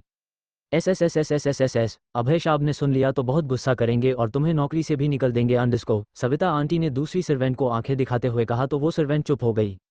नाश्ता सर्व करके सविता आंटी दूसरी सर्वेंट के साथ डाइनिंग टेबल से थोड़ी दूरी पर खड़ी हो गई। डिनर देखते ही अविका का चेहरा गुस्से से टमाटर की तरह लाल हो गया और उसका गुस्सा होना लाजमी भी था, क्योंकि अभय के सामने कई तरह के टेस्टी डिशेज रखी हुई थी, वही उसके सामने नींबू पानी, दही और प्लेट में सिर्फ 2 तरह की डिश थी। अविका तीखी नजरों से कभी अभय को देखती तो कभी उसके खाने की प्लेट को। वो बात अलग थी कि उसे अपनी आंखें भी नहीं खोली जा रही थी, उसे लग रहा था अभय ने उससे बदला लेने के लिए ये सब किया है। अभय को पता था अविका उसे ही घूर रही है, इसलिए वो उसे इग्नोर करते हुए डिनर करने लगा। अविका ने सामने रखी प्लेट को दूर करते हुए कहा, अंडिस्को, मुझे ये नहीं खाना। अभय मासूम बनते हुए, अंडिस्को, कुछ कहा तुमने? इस बार अविका जोर से बोलती है, अंडिस्को, मुझे ये खाना नहीं खाना। अभय, अंडिस्को, क्यों नहीं खाना? तुम्हें यही खाना पड़ेगा। अविका ने सविता आंटी से अपनी प्यारी सी आवाज में कहा, अंडिस्को, आंटी मुझे ये नहीं खाना, आप मुझे भी वही खाना दो जो अभय को दिया है। उसकी बात सुनकर सविता का दिल पिघल गया। उन्होंने उम्मीद भरी नजरों से अभय को देखा। अभय ने कोल्डली कहा, अंडिस्को, आंटी, बहुत रात हो गई, मुझे लगता है अब आप दोनों को जाकर सो जाना चाहिए। सविता आंटी के पास अभय की बात मानने के अलावा कोई और ऑप्शन नहीं था। उन्होंने अंडिस्को, जी साहब, अंडिस्को कहा और वहां से चली गई। अब अविका को और गुस्सा आ गया। उसने बच्चों की तरह चिल्लाते हुए कहा, अंडिस्को, अभय, मुझे ये नहीं खाना, मुझे अपना खाना दो। अभय, अंडिस्को, अरे तुम चिल्ला क्यों रही हो? अविका, अंडिस्को, मैं नहीं चिल्ला रही, मैं बस बोल रही हूँ कि मुझे ये नहीं खाना। अभय, अंडिस्को, अविका जिद मत करो, मेरी बात मानो और जल्दी से ये खाना फिनिश करो। अविका गुस्से से स्पून को टेबल पर पटकते हुए कहती है, अंडिस्को, मुझे पता है अब तुम मुझे पसंद नहीं करते और तुम जानबूझकर मेरे साथ ऐसा बिहेव कर रहे हो ताकि तुम्हें मुझे मनाना ना पड़े, लेकिन मैं तुम्हें बता दूं, मैं इतनी जल्दी नहीं मानने वाली। मैं तुमसे 1 हफ्ते तक नाराज रहूंगी और बात भी नहीं करूंगी। अभय एक बाइट लेते हुए, अंडिस्को, तो तुम मुझसे पूरे 1 हफ्ते तक नाराज रहने वाली हो? अविका, अंडिस्को, हाँ। अभय, अंडिस्को, ओके के, मुझे कोई दिक्कत नहीं है, लेकिन जब तक तुम मुझसे नाराज रहोगी तब तक तुम्हें यही सब खाना पड़ेगा जो अभी तुम्हारी प्लेट में है।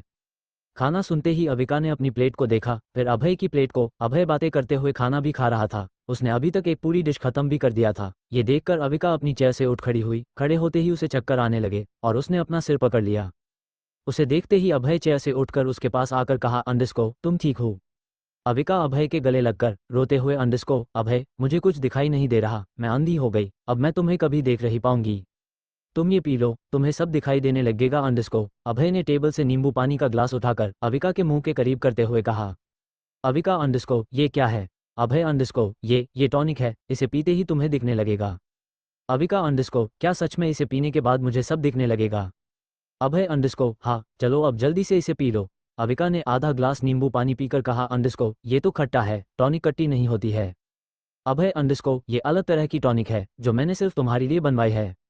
अविका पल के झपकाते हुए, अंडिस्को, मेरे लिए? अभय, अंडिस्को, हाँ।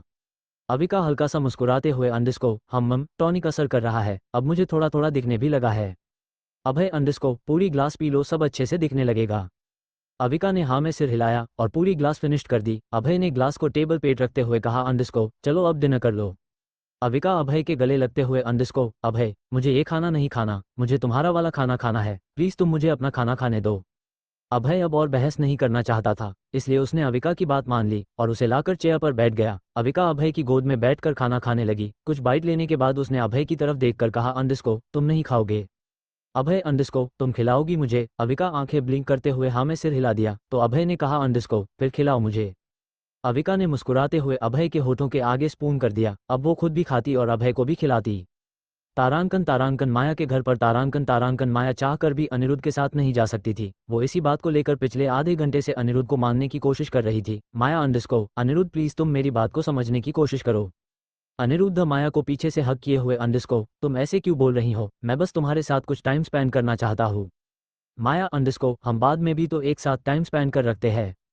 अनिरुद्ध माया के कानों को चूमते हुए, अंडिस्को, मैं कल इंडिया से बाहर जा रहा हूँ और मुझे आने में 2 हफ्ते से ज़्यादा का समय लग सकता है, इसलिए मेरी जान, मैं बस तुम्हारे साथ कुछ हसीन पल बिताना चाहता हूँ जिसके सहारे मैं ये 2 हफ्ते बीता सकूँ। तुम समझ रही हो ना मैं क्या बोल रहा हूँ?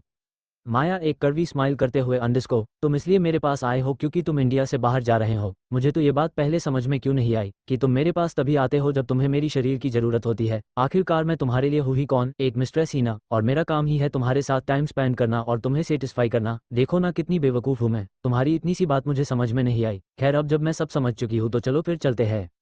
माया की बात सुनते ही अनिरुद्ध की पकड़ उसके ऊपर ढीली पड़ गई। अब तक जो प्यार और सुकून उसके चेहरे पर नजर आ रहा था, वहां पर अब गुस्से की लकीरें उभरने लगी थी। माया को भी अंदाजा हो गया कि उसने अभी कुछ ज्यादा ही बोल दिया है, लेकिन उसने ये सब जानबूझकर नहीं कहा था। अनिरुद्ध को खुद से दूर रखने के लिए उसे ये सब कहना पड़ा। वो खुद को नॉर्मल करते अनिरुद्ध से दूर हुई। उसकी हिम्मत नहीं हो रही थी अनिरुद्ध की तरफ देखने की, इसलिए उसका हाथ पकड़कर दरवाजे की तरफ बढ़ते हुए बोली अंडस को, अरे अब चलो भी, मुझे सुबह जल्दी उठकर हॉस्पिटल भी जाना है। दरवाजे के पास आते ही अनिरुद्ध ने माया का हाथ जोर से झटकते हुए दीवार से लगा दिया। दरवाजे के पास आते ही अनिरुद्ध ने माया का हाथ जोर से झटककर एंग्री एंग्री गुस्से से उसकी दोनों बाजुओं को पकड़ते हुए उसे दीवार से लगा देता है। माया अनिरुद्ध की आंखों में देखती है जो इस वक्त गुस्से से लाल हो चुकी है। गुस्से से उसकी बॉडी कांप रही थी। वो समझ गई कि उसने सोए हुए शैतान को जगा दिया है। उसने अनिरुद्ध को इतने गुस्से में 1 साल पहले देखा था जब उसने पहली बार उसको बिना बताए अबॉर्शन कराया था। अनिरुद्ध को जैसे ही उसके अबॉर्शन की बात पता चली थी, वो लगभग पागल ही हो गया था। उसे लगने लगा था अब माया उसे नहीं चाहती और इसीलिए उनके उसके बच्चे को मार दिया। इसी डर में उसने उसे अपने कमरे में 2 महीने तक बंद रखा था। आज फिर अनिरुद्ध को देखकर उसे उसके पहले का बिहेवियर याद आ गया।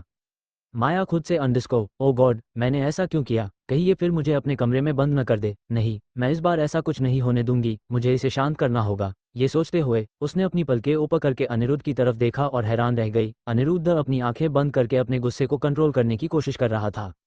माया ने हिम्मत जुटाई और कहा अंडस को, अनिरुद्ध तुम ठीक हो।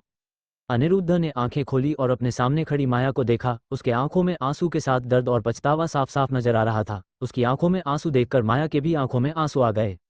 अनिरुद्ध तुम ठीक हो, आई एम सॉरी, मुझे वो सब नहीं बोलना चाहिए था। तुम तो बस मेरे साथ कुछ टाइम स्पेंड करना चाहते और मैं वो सब बोल गई। सब मेरी गलती है, आई एम सॉरी। मैं फिर कभी वो सब नहीं बोलूंगी, प्लीज मुझे माफ कर दो। ये सब बोलते हुए माया अनिरुद्ध के गले लग गई और जोर जोर से रोने लगी। अनिरुद्ध ने माया के सिर को सहलाते हुए कहा अंडस को, तुम जानती हो ना, अगर तुम्हारे बारे में कोई कुछ गलत बोलता है तो मुझे बर्दाश्त नहीं होता, फिर भी तुमने खुद के लिए वो सब कहा। माया सिसकियां लेते हुए कहती है, अंडरस्को आई एम सॉरी, मैं फिर कभी खुद के लिए वो सब नहीं बोलूंगी। अनिरुद्ध अंडरस्को हम माया अनिरुद्ध से अलग होता हुए अंडरस्को, लेकिन मैं अभी वो सब नहीं करना चाहती। अनिरुद्ध उसे फिर से गले लगाते हुए अंडरस्को, क्या तुम पागल हो, तुम्हें ऐसा क्यों लगता है मैं हर वक्त तुम्हारे साथ वो सब ही करना चाहता हूँ। माया मासूमियत से बोली अंडरस्को, तुमने ही तो कहा कि तुम मेरे साथ टाइम स्पेंड करना चाहते हो। अनिरुद्ध बोला अंडरस्को, बेवकूफ़ लड़की, क्या टाइम स्पेंड करने का मतलब सिर्फ वो सब ही करना होता है। माया अनिरुद्ध की तरफ देखते हुए बोली अंडरस्को, इसका मतलब तुम मेरे साथ वो सब नहीं करने वाले हो। अनिरुद्ध ने कहा अंडरस्को, नहीं, मैं तो तुम्हें अपने साथ ले जाने आया था ताकि तुम्हारे साथ कुछ टाइम स्पेंड कर सकूं। मैंने सोचा था आज हम दोनों लॉन्ग ड्राइव पर जाएंगे और एक साथ तुम्हारी फेवरेट आइसक्रीम खाएंगे। अनिरुद्ध माया को चिढ़ाते हुए, लेकिन तुम्हारे दिमाग में तो सिर्फ वो सब ही चलता रहता है। अगर तुम वो सब करना चाहती हो तो हम वो सब भी कर, तुम्हारा क्या ख्याल है। माया बोली अंडरस्को, तारांकन तारांकन नहीं तारांकन तारांकन। अनिरुद्ध मुस्कुराते हुए बोला अंडरस्को, ओ एच के, मैं बस मजाक कर रहा था। माया ने कहा अंडरस्को हम माया को कोई कुछ कहे ये अनिरुद्ध को बर्दाश्त नहीं होता था। आज माया ने खुद को उसकी मिस्ट्रेस कहा तो उसका पारा चढ़ गया। अगर उसकी जगह कोई और होता तो वो उसकी जान ही ले लेता। कुछ समय बाद दोनों बेड पर एक दूसरे की बाहों में लेटे थे। दोनों की ही आंखी में नींद नहीं थी। माया बोली अंडरस्को, अनिरुद्ध अनिरुद्ध बोला अंडरस्को हम। माया ने कहा अंडरस्को, क्या हम दोनों की कभी शादी होगी, क्या हम कभी एक हो पाएंगे, क्या हमारी जिंदगी कभी एक नॉर्मल कपल की तरह हो पाएगी या फिर हमारी पूरी जिंदगी ऐसे ही बीत जाएंगी। अनिरुद्ध उसकी बात सुनकर कुछ पल रुका, फिर कहा अंडरस्को, मैं तुमसे जल्द ही शादी करूंगा और जुलाई ही हम एक नॉर्मल कपल की तरह साथ में रह सकेंगे। तुम अभी इस बारे में ज्यादा मत सोचो और सो जाओ।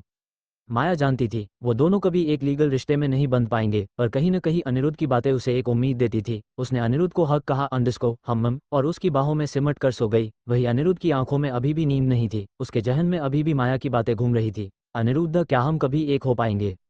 माया को अपनी बाहों में सोता देख उसके चेहरे पर स्माइल आ जाती है। माया के सिर को सहलाते हुए उसके माथे को चूमते हुए कहता है अंडरस्को, हम जरूर एक होंगे होंगे बस कुछ समय और उसके बाद सब ठीक हो जाएगा, फिर तुम्हें मुझसे कभी कोई शिकायत नहीं होगी। अनिरुद्ध अभी ये सब बोल ही रहा था कि तभी उसका फोन वाइब्रेट हुआ। उसने टेबल से फोन उठाकर देखा तो स्क्रीन पर शंकर नाम फ्लैश हो रहा था। शंकर अनिरुद्ध का खास आदमी है, वो बिना वजह कभी उसे कॉल नहीं करता। अगर उसने उसे इतनी रात को कॉल किया है तो इसका मतलब जरूर कोई बड़ी बात होगी। अनिरुद्ध धीरे से माया को खुद से अलग करके अच्छे से लिटाकर ब्लैंकेट उड़ा देता है। कमरे में कोई बालकनी न होने के कारण वो फोन रिसीव करने के लिए लिविंग रूम में आ जाता है। अनिरुद्ध अंडरस्को आई होप तुमने बिना वजह के मुझे इतनी रात को डिस्टर्ब नहीं किया होगा। शंकर ने कहा अंडरस्को जी बॉस। अनिरुद्ध बोला अंडरस्को बोलो क्या बात है। शंकर ने कहा अंडरस्को बॉस मनोज सैनी को आपके यहाँ होने की खबर मिल गई है। उसने आपको मारने के लिए कुछ गुंडे भेजे हैं जो अभी माया मैडम के घर के बाहर खड़े होकर अंदर आने का रास्ता ढूंढ रहे हैं। अनिरुद्ध बोला अंडरस्को सार्थक कहा है। शंकर ने कहा अंडरस्को वो अभी भी अभय सिंघानिया के कब्जे में है। अनिरुद्ध हंसते हुए बोला अंडरस्को इसका एक ही मतलब है जरूर अभय ने हो मनोज सैनी को मुझे मारने के लिए भेजा है। शंकर ने कहा अंडरस्को अब आगे क्या करना है बॉस। अनिरुद्ध खिड़की के पास जाते हुए बोली अंडरस्को सभी को खत्म कर दो। शंकर ने कहा अंडरस्को ओके के बॉस। अनिरुद्ध बोला अंडरस्को ध्यान से इस कॉलोनी के किसी भी इंसान को किसी भी बात की भनक नहीं लगनी चाहिए। शंकर बोला अंडरस्को बॉस मनोज सैनी उसका क्या करना है। अनिरुद्ध सिगरेट जलाते हुए कहता है अंडरस्को उसके साथ कुछ करने की जरूरत नहीं पड़ेगी कल की न्यूज़ देखकर वो खुद ही मर जाएगा। शंकर ने कहा अंडरस्को ओके के ऊक बॉस। अनिरुद्ध फोन रखकर सिगरेट पीते हुए विंडो से बाहर देखने लगता है। बाहर हल्की रोशनी में उसे कुछ लोग दिखते हैं और कुछ ही पल में वो सब गायब हो जाते हैं। शंकर के आदमियों ने पहले मनोज सैनी के भेजे गुंडों को बेहोश किया फिर उन्हें वहां से ले गए। शंकर के बॉडीगार्ड चाहते तो उन गुंडों को वही मार देते लेकिन वो कोई रिस्क नहीं लेना चाहते थे। अनिरुद्ध कमरे में जाने के लिए मुड़ा ही था कि फिर से उसका फोन वाइब्रेट हुआ। कॉलर आईडी पर तारांकन हेलकैट तारांकन नाम देखते ही अनिरुद्ध का चेहरा सख्त हो गया। उसे कुछ समय पहले कही माया की बात याद आ गई। अंडरस्को अनिरुद्ध क्या हम कभी एक हो पाएंगे।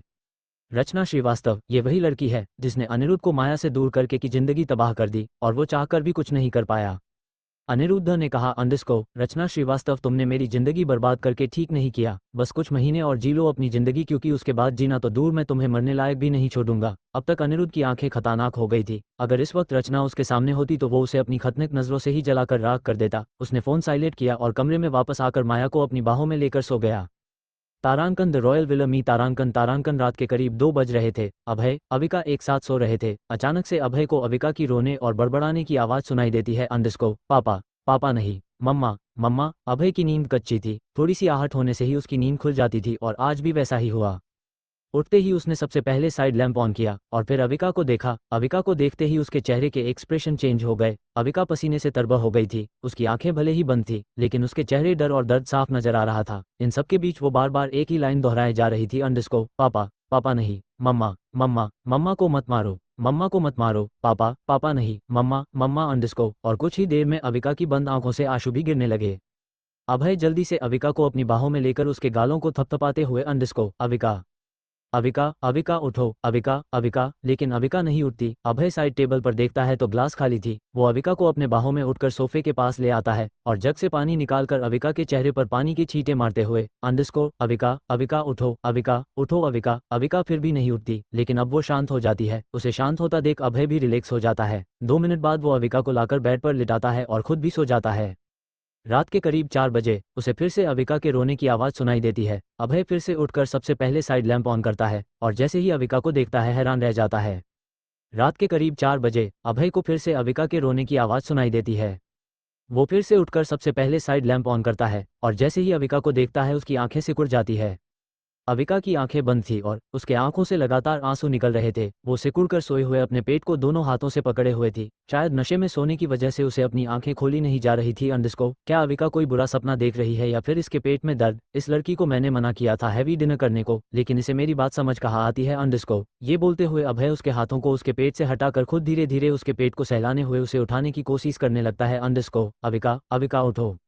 जब अविका नहीं उठती तो वो उसे उठाकर बाथरूम में ले आता है और सिंक के पास बिठाकर उसके चेहरे को गीले टॉवल से पोंछने लगता है। अविका धीरे से अपनी आंखें खोलती है और अपने सामने अभय को पाती है। अभय उसे आंखें खोलता देख पूछता है अंडरस्को तुम ठीक हो तुम रो क्यों रही हो। वो मेरे पेट में दर्द हो रहा है। अंडरस्को अविका अभय की बाजू को पकड़कर कहती है मैंने तुमसे कहा था ना कम खाओ पर तुम्हें मेरी बात समझ कहाँ आती है। अंडरस्को अभय ने उसे डांटते हुए कहा तो वो फिर से रोने लगी। अंडरस्को तुम फिर रोने लगी। मैंने तुम्हें कितनी बार माना किया है रोने से। क्या तुम्हें मेरी बात समझ नहीं आती। अविका और जोर से रोते हुए अंडरस्को तुम बहुत बुरे हो बस हर वक्त मुझको डांटते रहते हो। अब तो तुम्हें मेरे रोने से भी प्रॉब्लम होने लगी है। मुझे कितना दर्द हो रहा है लेकिन तुमने एक बार भी मुझसे नहीं पूछा मैं ठीक हूँ या नहीं। क्या तुम्हें मेरी थोड़ी सी भी फिक्र नहीं है। क्या सच में अब तुम मुझे पसंद नहीं करते। अगर ऐसा है तो तुम मुझे बता दो मैं यहाँ से चली जाऊंगी फिर कभी लौट कर नहीं आऊंगी कभी भी नहीं। अभय अपने सामने लड़की बैठी लड़की को देख रहा था, जो दर्द में होने के बावजूद शिकायत करना नहीं भूली थी। उसने उसके बहते हुए आंसुओं को पोंछा और प्यार से पूछा, अंडस्को, क्या अभी भी दर्द हो रहा है? अविका ने मासूमियत से सिर हिला दिया। अभय अविका को गोद में उठाकर रूम में लेकर आते हुए कहता है, अंडस्को, मैं अभी तुम्हारे लिए मेडिसिन लेकर आता हूँ। तारांकन तारांकन जल्दी आना, तारांकन तारांकन तारांकन तारांकन हम तारांकन तारांकन। अभय को कभी पेन किलर की जरूरत नहीं पड़ी थी।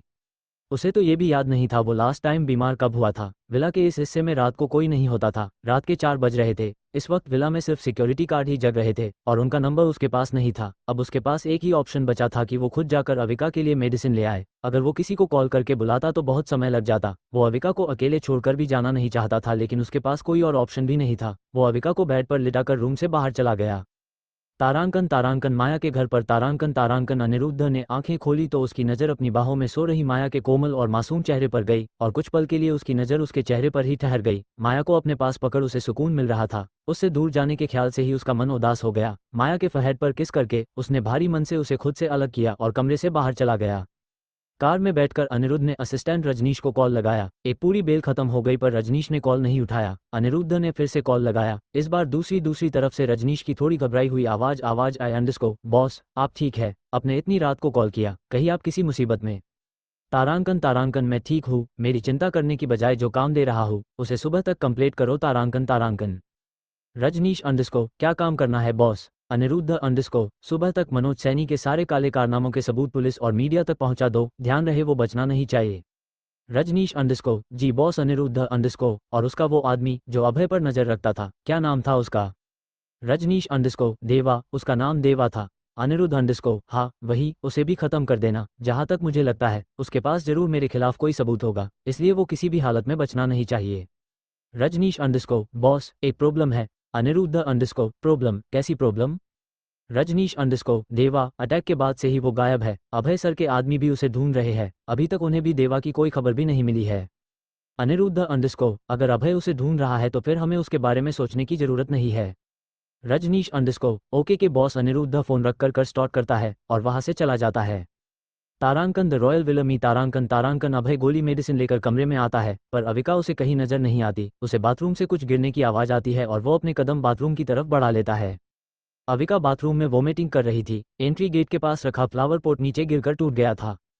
शायद अविका के जल्दीबाजी में बाथरूम जाते हुए वो फ्लावर पॉट उससे टकराकर नीचे गिर गया था। अविका को उल्टियां करता देख अभय अपनी मुठिया बंद कर लेता है। उसे खुद पर गुस्सा आ रहा था कि क्यों उसने अविका की बात मानकर उसे हैवी और ऑयली खाना दिया, जबकि उसे पता था वो ड्रंक है। उसे ये भी अंदाजा था अविका ज्यादा खाना हजम नहीं कर पाएगी। इन सबके बाद में वो उसकी बातों में आ गया। अब उसे अविका की हेल्थ को लेकर और स्टिक होने की जरूरत थी। कुछ समय बाद अविका अपना फेस वॉश करके मुड़ती है और उसकी नज़र अभय पर जाती है, जो उसे ही घूरे जा रहा था। उसके पैर वही जम जाते हैं। अब तक उसका पूरा नशा उतर चुका था। उसने जो जो नशे में किया था वो सब उसे याद था। अभय के कोल्ड एक्सप्रेशन को देखकर वो बहुत ज्यादा डर रही थी। उसे लग रहा था वो उसे फिर से डांटेगा। अभय को खुद के करीब आता देख उसने अपनी आंखें बंद कर ली। कुछ ही पल में उसे एहसास हुआ वो अभय की बाहों में। अविका को बेड पर लिटाकर उसने उससे पूछा, अंडस्को, क्या अभी भी तुम्हारे पेट में दर्द हो रहा है? अविका, अंडस्को, नहीं अब नहीं हो रहा। उसने अविका के पेट पर हल्का सा दबाते हुए कहा, अंडस्को, और अब? अविका, अंडस्को, नहीं। अभय, अंडस्को, क्या अभी भी वॉमिटिंग जैसा फील हो रहा है? अविका, अंडस्को, नहीं अब ठीक है, अब मुझे उल्टी नहीं आ रही। ड्रिंक करने के बाद वॉमिटिंग होना नॉर्मल था, इसलिए अभय ने ज्यादा रिएक्ट नहीं किया। वो को मेडिसिन लेकर आया था, उसे उसने टेबल पर रखकर अविका को अपनी बाहों में लेकर सो गया। तारांकन तारांकन। सुबह के 7 बज रहे थे। पूरे इंडिया में एक न्यूज तेजी से वायरल हो रही थी। सभी न्यूज चैनल पर भी एक ही न्यूज चल रही थी।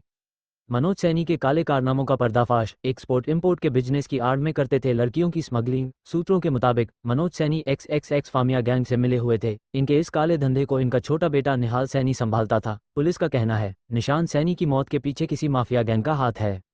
हमें अभी अभी एक बड़ी खबर मिली है। पुलिस ने मनोज सैनी के घर रेड डाली और वहां पर 42 लड़कियां मिली है। सभी लड़कियों की उम्र 18 से 28 साल के आसपास है। डीएसपी अरुण चौबे ने अपने बयान में कहा है सभी लड़कियां इंडिया के अलग अलग स्टेट से बिलोंग करती है। इन्हें यहां किडनैप करके आया गया था और जबरदस्ती इनसे गलत काम कराया जाता था। अरुण ने अपने बयान में ये भी कहा है कि सार्थक सैनी के गायब होने के पीछे मनोज सैनी का ही हाथ है। मनोज सैनी को अपना राज खुलने का अंदाजा हो गया था। छोटे बेटे की मौत के बाद वो अपने बड़े बेटे को नहीं खोना चाहते थे, इसलिए मनोज सैनी ने सार्थक सैनी को पहले ही इंडिया से बाहर भेज दिया है। सूत्रों की माने तो मनोज सैनी के कंपनी बेचने के बाद इंडिया से फरार होने के फिराक में थे। इससे पहले वो इंडिया से बाहर जा पाते पुलिस को उनके खाले धंधे की खबर मिल गई। मुंबई पुलिस मनोज सैनी के रिश्तेदारों और उसके साथ काम करने वाले लोगों से पूछताछ कर रहे हैं। जैसे ही हमें कोई और खबर मिलती है हम आप तक पहुंचाते रहेंगे। सुबह के 8 बज गए थे। मनोज सैनी की न्यूज पूरे देश में वायरल हो गई थी। पुलिस ने मनोज सैनी के असिस्टेंट को भी अरेस्ट कर लिया था। Media Saini company and the royal empire के सामने भीड़ लगाए खड़ी थी। सैनी कंपनी को अजय हैंडल कर रहा था। इससे पहले उसने कभी अकेले कंपनी तो दूर एक प्रोजेक्ट भी नहीं संभाला था। उसे समझ नहीं आ रहा था वो मीडिया को क्या रिपोर्ट दे, इसलिए वो को लेकर थे रॉयल विला आ गया था और अब दोनों लिविंग रूम में अभय के आने की राह देख रहे थे। 15 मिनट बाद आरती दोनों के लिए काफी लेकर आई। गौरव काफी का कप लेते हुए आरती से पूछता है अंडरस्को सविता आंटी कहाँ है। आरती अंडरस्को आंटी किचन में। गौरव अंडरस्को ठीक है। सविता आंटी के सिवा किसी भी फीमेल सर्वेंट स्टाफ का अभय के कमरे में जाना अलाउड नहीं था। वो खुद भी नहीं जा सकता था क्योंकि अब अभय सिंगल नहीं था। गौरव सविता आंटी से अभय के बारे में पूछना चाहता था। उसे अभय को मैसेज किए 8 घंटे से ज़्यादा हो गए थे। इस बीच उसने कई बार अभय को कॉल भी किया था लेकिन न तो अभय ने उसका कॉल रिसीव किया और न ही मैसेज का रिप्लाई दिया। अभय उसका बॉस था लेकिन आज तक उसने टीम के मेंबर के मैसेजेस और कॉल्स को कभी इग्नोर नहीं किया था। कॉल रिसीव न करना नॉर्मल हो सकता है लेकिन सुबह के 8 बजे अभय का सोते रहना नॉर्मल नहीं था। अब गौरव को अभय की फिक्र होने लगी थी। उसके दिमाग में तरह तरह की बातें चलने लगी। जब अजय ने गौरव को ख्यालों में डूबा देखा तो उसने उसे कोनी मारते हुए पूछा अंडरस्को क्या हुआ तुझे, किन ख्यालों में खोया है, कहीं तू इस आरती के बारे में तो नहीं सोच रहा, कहीं वो तुझे पसंद। जस्ट सट अप ऑक ऑक गुस्सा क्यों हो रहा है, मैं तो बस मजाक कर रहा था, चल अब बता किस बारे में सोच रहा है। गौरव अंडरस्को मैं बॉस के बारे में सोच रहा था। आज से पहले बॉस इतनी देर तक नहीं सोए। जब वो रात के 3-4 बजे घर आते थे तब भी इतनी देर तक नहीं सोते थे। वो न तो हम में से किसी का कॉल रिसीव कर रहे हैं और न ही मैसेज का रिप्लाई कर रहे हैं। तुझे नहीं लगता कुछ गड़बड़ है।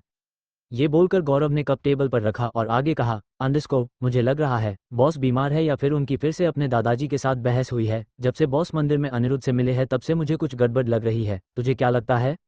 अजय गौरव को ऐसे देख रहा था जैसे किसी पागल को देख रहा हो। जब गौरव ने अजय के एक्सप्रेशन को नोटिस किया तो कंफ्यूज होते हुए बोला अंडरस्को क्या हुआ, तू मुझे ऐसे क्यों घूर रहा है, क्या तुझे बॉस के ऐसे बिहेवियर को देखकर अजीब नहीं लग रहा।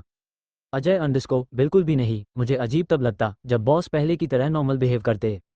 गौरव कंफ्यूज होते हुए अंडरस्को तू कहना क्या चाहता है। अजय गौरव के कंधे पर हाथ रखते हुए अंडरस्को तूने कभी कोई रोमांटिक मूवी देखी है। अजय अंडरस्को नहीं। अजय अंडरस्को देखना चाहिए था, अगर तूने मूवी देखा होता तो ये सवाल नहीं करता। गौरव को अभी भी कुछ समझ नहीं आया था, आता भी कैसे। श्रेया, लारा, निशा और श्वेता के अलावा उसने कभी लड़कियों से बात ही नहीं करता था। अजय ने देखा गौरव अभी भी सवालिया नजरों से उसे देख रहा था। वो समझ गया इस बद्दिमाग आदमी को अभी भी कुछ समझ नहीं आया है। इसलिए उसने आगे कहा अंडरस्को देख भाई, शादी के बाद आदमी की जिंदगी में कई तरह के बदलाव आते हैं।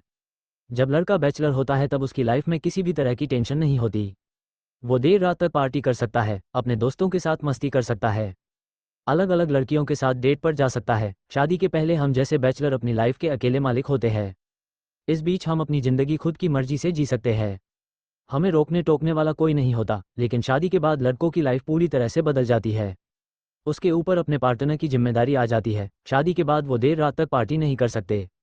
अगर उन्हें घर आने में देर हो जाए तब उनकी पहली प्रायोरिटी होती है अपने पार्टनर को कॉल करने इन्फॉर्म करे। शादी से पहले भले ही आदमी को खुद की सुध नहीं रहती है, वो अपनी चीज़ों का भी ठीक से ध्यान नहीं रखता है, लेकिन शादी के बाद इस लापरवाही और बेफिक्री की जगह जिम्मेदारी ले लेती है। अगर लड़का फैमिली के साथ रहता है तो उसकी सिचुएशन और भी डिफ़िकल्ट हो जाती है। उसे हर रिश्ते को बराबर समय देना पड़ता है। पत्नी के आने के बाद उसे अपने माँ बाप, भाई बहन के साथ साथ बाकी सगे संबंधियों के लिए समय निकालना होता है। शादी के बाद जिम्मेदारियां बढ़ने की वजह से इंसान को अपने शौक को पीछे छोड़ना पड़ता है। काम के साथ उसे अपने परिवार को भी वक्त देना पड़ता है। लेकिन हमारे बॉस के साथ ऐसा नहीं है। वो पहले से ही सभी कामों में एक्सपर्ट है। उनके बस 2 दोस्त हैं जो ज़्यादातर बिजनेस के सिलसिले से बाहर रहते हैं। फैमिली से उन्हें कोई फर्क नहीं पड़ता। अब तक उन्हें बस बिजनेस और बिजनेस ही दिखता था, लेकिन अब समय है कि बॉस खुद को काम से खुद को दूर करे और अपनी लाइफ को एंजॉय करे। और ये काम सिर्फ वो मैडम के साथ कर सकते हैं। जहाँ तक मुझे लगता है बॉस और मैडम देर रात तक जागे होंगे, तभी वो दोनों इतनी देर तक सो रहे हैं। समझा कुछ। गौरव अब तक उसके कंधे पर सिर रखकर सो चुका था। जब अजय ने उसे सोता देखकर बोला अंडरस्को इसका कुछ नहीं हो सकता, ये अकेला ही मरेगा। ये बोलते हुए उसने लिविंग रूम में लगी लेड टीवी ऑन करके न्यूज देखने लगता है। हर रोज की तरह आज भी जैस्पर पिछले आधे घंटे से अभय के रूम के बाहर चक्कर लगा रहा था। पहले उसने गेट पुश किया था लेकिन दरवाजा बंद था। जैस्पर ने ज्यादा आवाज नहीं की। उसे लगा अविका अभी भी सो रही होगी। उसे इतनी सुबह सुबह अविका को डिस्टर्ब करना उसे सही नहीं लगा, इसलिए वो वहां से जाने लगा। अभय अविका के मासूम चेहरे को देख रहा था। अविका उसकी टी शर्ट को कस के पकड़कर सो रही थी। उसने उससे खुद को दूर करके उठने की कोशिश की थी, लेकिन अविका ने उसे छोड़ने को तैयार ही नहीं थी। अभय ने खुद को छुड़ाने के लिए ज़्यादा फोर्स नहीं किया। अविका को देखते हुए पिछली रात के बारे में सोचने लगा। अविका सपने में एक ही बात बार बार रिपीट कर रही थी, पापा पापा, मम्मा मम्मा को मत मारो। अभय इतना ये तो समझ गया था, अविका का बचपन नॉर्मल नहीं था। अविका के बचपन में क्या हुआ था ये जानने के लिए उसके मॉम डैड के बारे में पता करना ज़्यादा जरूरी था। उसने कुछ सोचते हुए साइड टेबल से अपना फ़ोन हाथ में लिया। फ़ोन ऑन करते ही उसकी आंखें सिकुड़ गई। वो एक एक करके सभी के मैसेज और कॉल डिटेल देखने लगा। उसने एक लिंक ओपन किया जो गौरव ने उसे भेजा था। लिंक में मनोज सैनी की न्यूज थी। न्यूज की हेडलाइन पढ़ते ही अभय के चेहरे पर टेढ़ी मुस्कान आ गई। उसने गौरव को एक सिंपल सा मैसेज टेक्स्ट किया, अंडरस्कोर सार्थक को खत्म कर दो। उसके बाद अभय ने अजय का चैट बॉक्स ओपन किया। अजय ने इमोजी के साथ बहुत सारा मैसेज टाइप किया था। मैसेज कुछ इस तरह का था, अंडरस्कोर बॉस, आपने कहा था जब मुझे काम समझ में ना आए तब मैं लारा से हेल्प ले लूं, लेकिन उस लारा एक्सप्रेशनलेस ने मेरी हेल्प करने से मना कर दिया। अमृत भी मुंबई में नहीं है और राघव को अपने शिमला भेज दिया मैडम के बारे में पता लगाने के लिए। गौरव को बस लोगों की हड्डियां तोड़ने आता है, कंपनी कैसे संभालते हैं इसके बारे में उसे भी ज़्यादा नहीं पता। श्वेता और तेजस माफिया के कामों को हैंडल कर रहे हैं। अब आप ही बताओ मैं क्या करूं? फ्यू फ्यू, मैंने तो आपको पहले ही बोला था मुझसे कंपनी नहीं संभाली जाएगी, लेकिन आपने अनअम्यूज्ड जबरदस्ती मुझे ये करने को कहा। मुझे तो समझ नहीं आ रहा मैं मीडिया को कैसे हैंडल करूं। मैं बस आपकी वजह से रुका हुआ हूं, वरना मैं इन मीडिया वालों को 2 मिनट में ठिकाने लगा देता। आप जल्दी कुछ करो, अगर मुझसे कुछ गड़बड़ हो गई तो आप मुझे मत बोलना। मैं तो अपनी तरफ से पूरी कोशिश कर रहा हुआ कंपनी संभालने की। पहले मनोज सैनी का असिस्टेंट मुझे कंपनी की सारी डिटेल दे देता था, अब तो वो भी अरेस्ट हो चुका है। अगर आपको कोई प्रॉब्लम ना हो तो क्या मैं अपने लिए एक पर्सनल महिला सेक्रेटरी हायर कर सकता हूँ जो मुझे गाइड कर सके? अगर नहीं तो आप लारा को बोलो मेरी हेल्प करे। आप जल्दी से सैनी कंपनी को द रॉयल एम्पायर में शिफ्ट कर दो। इससे अच्छा होता आप मुझे किसी मिशन पर भेज देते। अजय का मैसेज पढ़ते ही अभय का सिर दर्द करने लगा। उसने अजय को कंपनी का काम इसलिए दिया था ताकि वो अपनी जिम्मेदारियों को समझे, लेकिन ये यहाँ भी कम से बचने के बहाने बनाता है। अजय का मैसेज पढ़ते ही अभय का सिर दर्द करने लगा। उसने अजय को कंपनी का काम इसलिए दिया था ताकि वो अपनी जिम्मेदारियों को समझ सके, लेकिन अजय यहाँ भी कम से बचने के बहाने बना था। अभय अजय को रिप्लाई करने की बजाय लारा को टेक्स्ट करता है, अंडरस्कोर सैनी कंपनी की सिचुएशन हैंडल करने में अजय की हेल्प करो एंड जल्द से जल्द पेपर वर्क कंप्लीट करवाओ। डॉक्यूमेंट के साथ शांतनु को 1 बजे तक विला आने को कहो। अभय कुछ समय बिजनेस न्यूज पढ़ता है, फिर फोन साइड टेबल पर रखकर अविका की तरफ देखता है जो अभी भी उसकी टी शर्ट को पकड़कर चैन से सो रही थी। अविका के फोरहेड पर किस करते हुए उसे खुद से अलग करने लगता है तो अविका के चेहरे के हाव भाव बदलने लगते हैं। वो अभय को छोड़ने के लिए बिल्कुल भी तैयार नहीं थी। थोड़ी कोशिश करते हुए अभय उससे दूर होता है और वॉशरूम में चला जाता है। वॉशरूम से बाहर आकर अभय बेल बजाकर सर्वेंट को बुलाता है और ब्रेकफास्ट अपने रूम में लाने का ऑर्डर दे देता है। बेड पर बैठते हुए वो अविका को उठाने लगता है, अंडरस्कोर अविका उठो। उसकी बातें सुनकर अविका बिल्कुल रिएक्ट नहीं करती तो अभय फिर से कोशिश करता है, अंडरस्कोर अविका चलो अब उठो, बहुत सो लिया तुमने, अब जल्दी से उठ जाओ। अविका ब्लैंकेट से अपने आप को कवर करते हुए, अंडरस्कोर उन्हा सोने दो ना। अभय उसके ऊपर से ब्लैंकेट उठाते हुए, अंडरस्कोर नहीं, वैसे भी तुम आज बहुत देर तक सो चुकी हो, अब और नहीं, चलो अब फटाफट उठ जाओ। अभय मैं उठाना तो चाहती हूँ लेकिन मेरी आंखें नहीं खुल रही, इन्हें और नींद की जरूरत है, देखो मेरी आंखें ये अभी भी बंद है। अंडरस्कोर अविका ने बहाना बनाते हुए कहा, लेकिन अभय भी कहा उसकी बातों में आने वाला था। अंडरस्कोर तुम कहना चाहती हो तुम्हारी आंखें नहीं खुल रही? अविका अंडरस्कोर हम अभय अंडरस्कोर ठीक है फिर तुम सो जाओ। अविका अपनी आंखें ब्लिंक करते हुए, अंडरस्कोर सच्ची? अभय स्माइल करते हुए, अंडरस्कोर अरे वाह तुम्हारी तो आंखें खुल गई, चलो अब उठकर फ्रेश हो जाओ। नहीं नहीं ये तो बंद है, अंडरस्कोर अविका ने जल्दी से अपनी आंखें बंद करते हुए कहा। हाँ ये तो बंद है, अंडरस्कोर इतना कहकर वो अविका के ऊपर आ जाता है और अविका आंखें बड़ी करके अभय को देखने लगती है। अभय सीरियस टोन में, अंडरस्कोर अविका मुझे ऐसा क्यों लग रहा है तुम्हारी आंखें खुली हुई है? क्या तुम मेरा मजाक उड़ा रहे हो? अंडरस्कोर अविका अभय को घूरते हुए कहा। नहीं बिल्कुल भी नहीं, अंडरस्कोर अभय ने इनोसेंट बनते हुए कहा। अविका अंडरस्कोर ठीक है अब हटो मुझे फेस होने जाना है।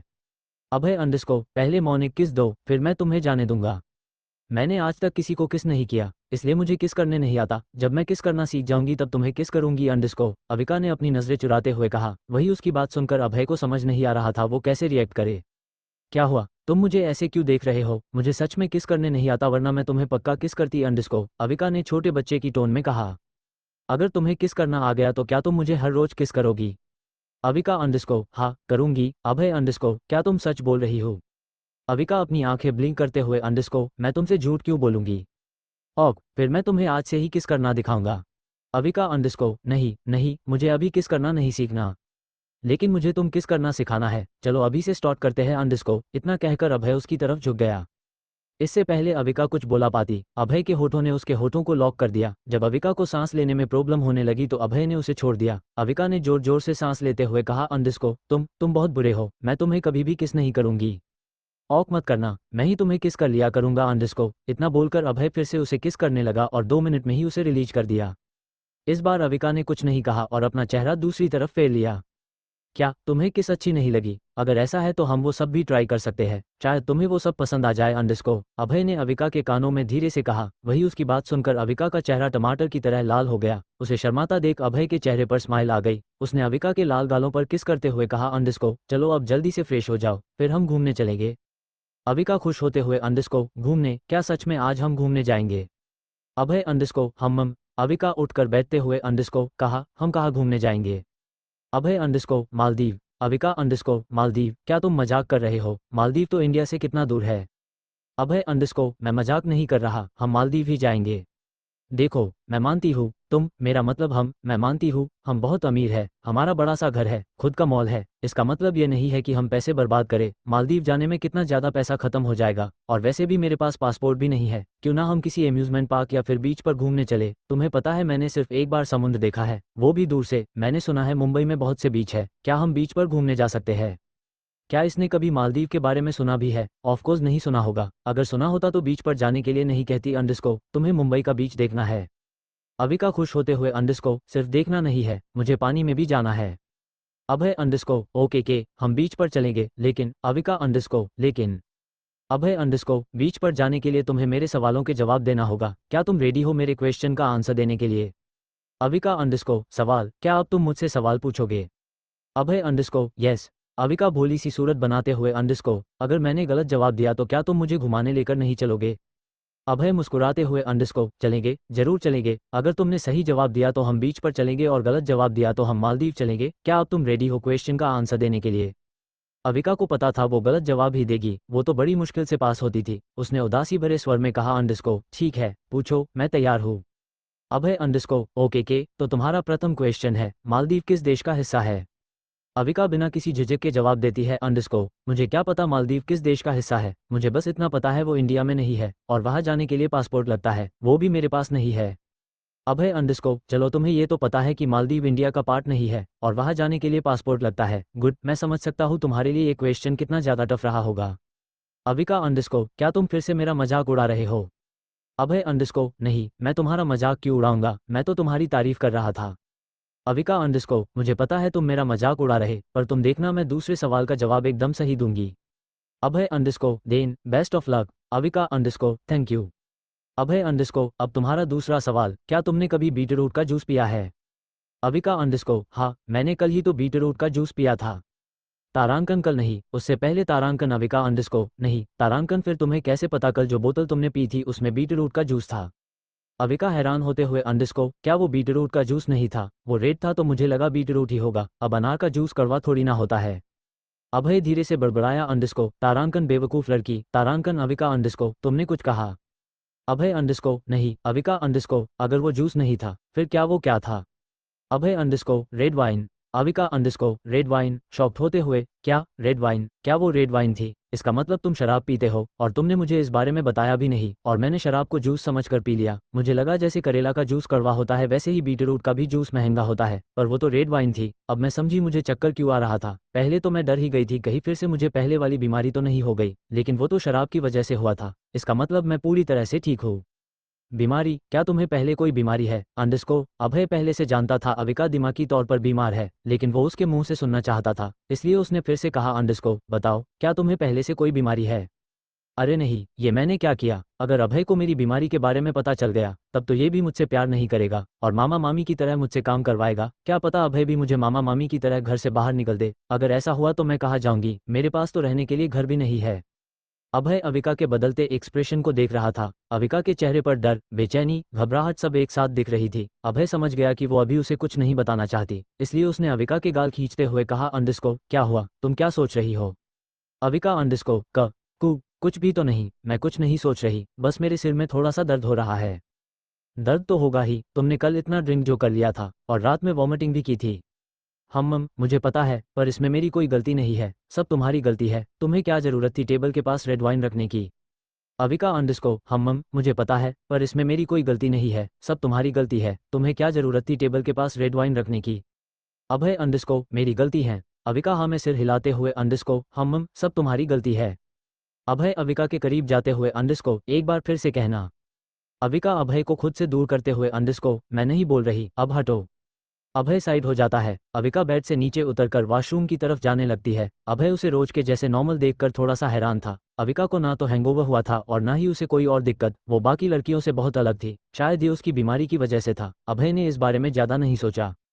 15 मिनट बाद अविका वॉशरूम से बाहर आई। उसने ट्राउजर के साथ अभय की ब्लैक टी शर्ट पहनी थी, जो उसके साइज से 2 गुना बड़ी थी। उसके बाल गीले थे। अविका के आने से पहले ही सविता आंटी डिनर रूम में रखकर जा चुकी थी। अभय पॉकेट में हाथ डाले फोन पर बात कर रहा था। जैसे ही उसने अविका को देखा देखता ही रह गया। दूसरी तरफ से आवाज आया अंडरस्को हेलो हेलो बॉस, क्या आपको मेरी आवाज आ रही है।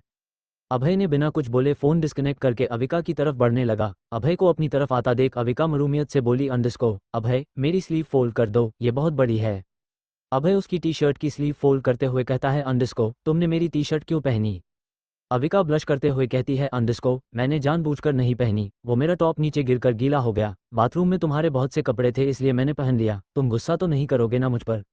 अभय उसके बालों को टॉवल से सुखाते हुए बोला अंडरस्को नहीं, तुम्हारा जब मन कर तब तुम मेरे कपड़े पहन सकती हो। फिर अविका ने कुछ सोचते हुए कहा अंडरस्को अभय। अभय अंडरस्को हम।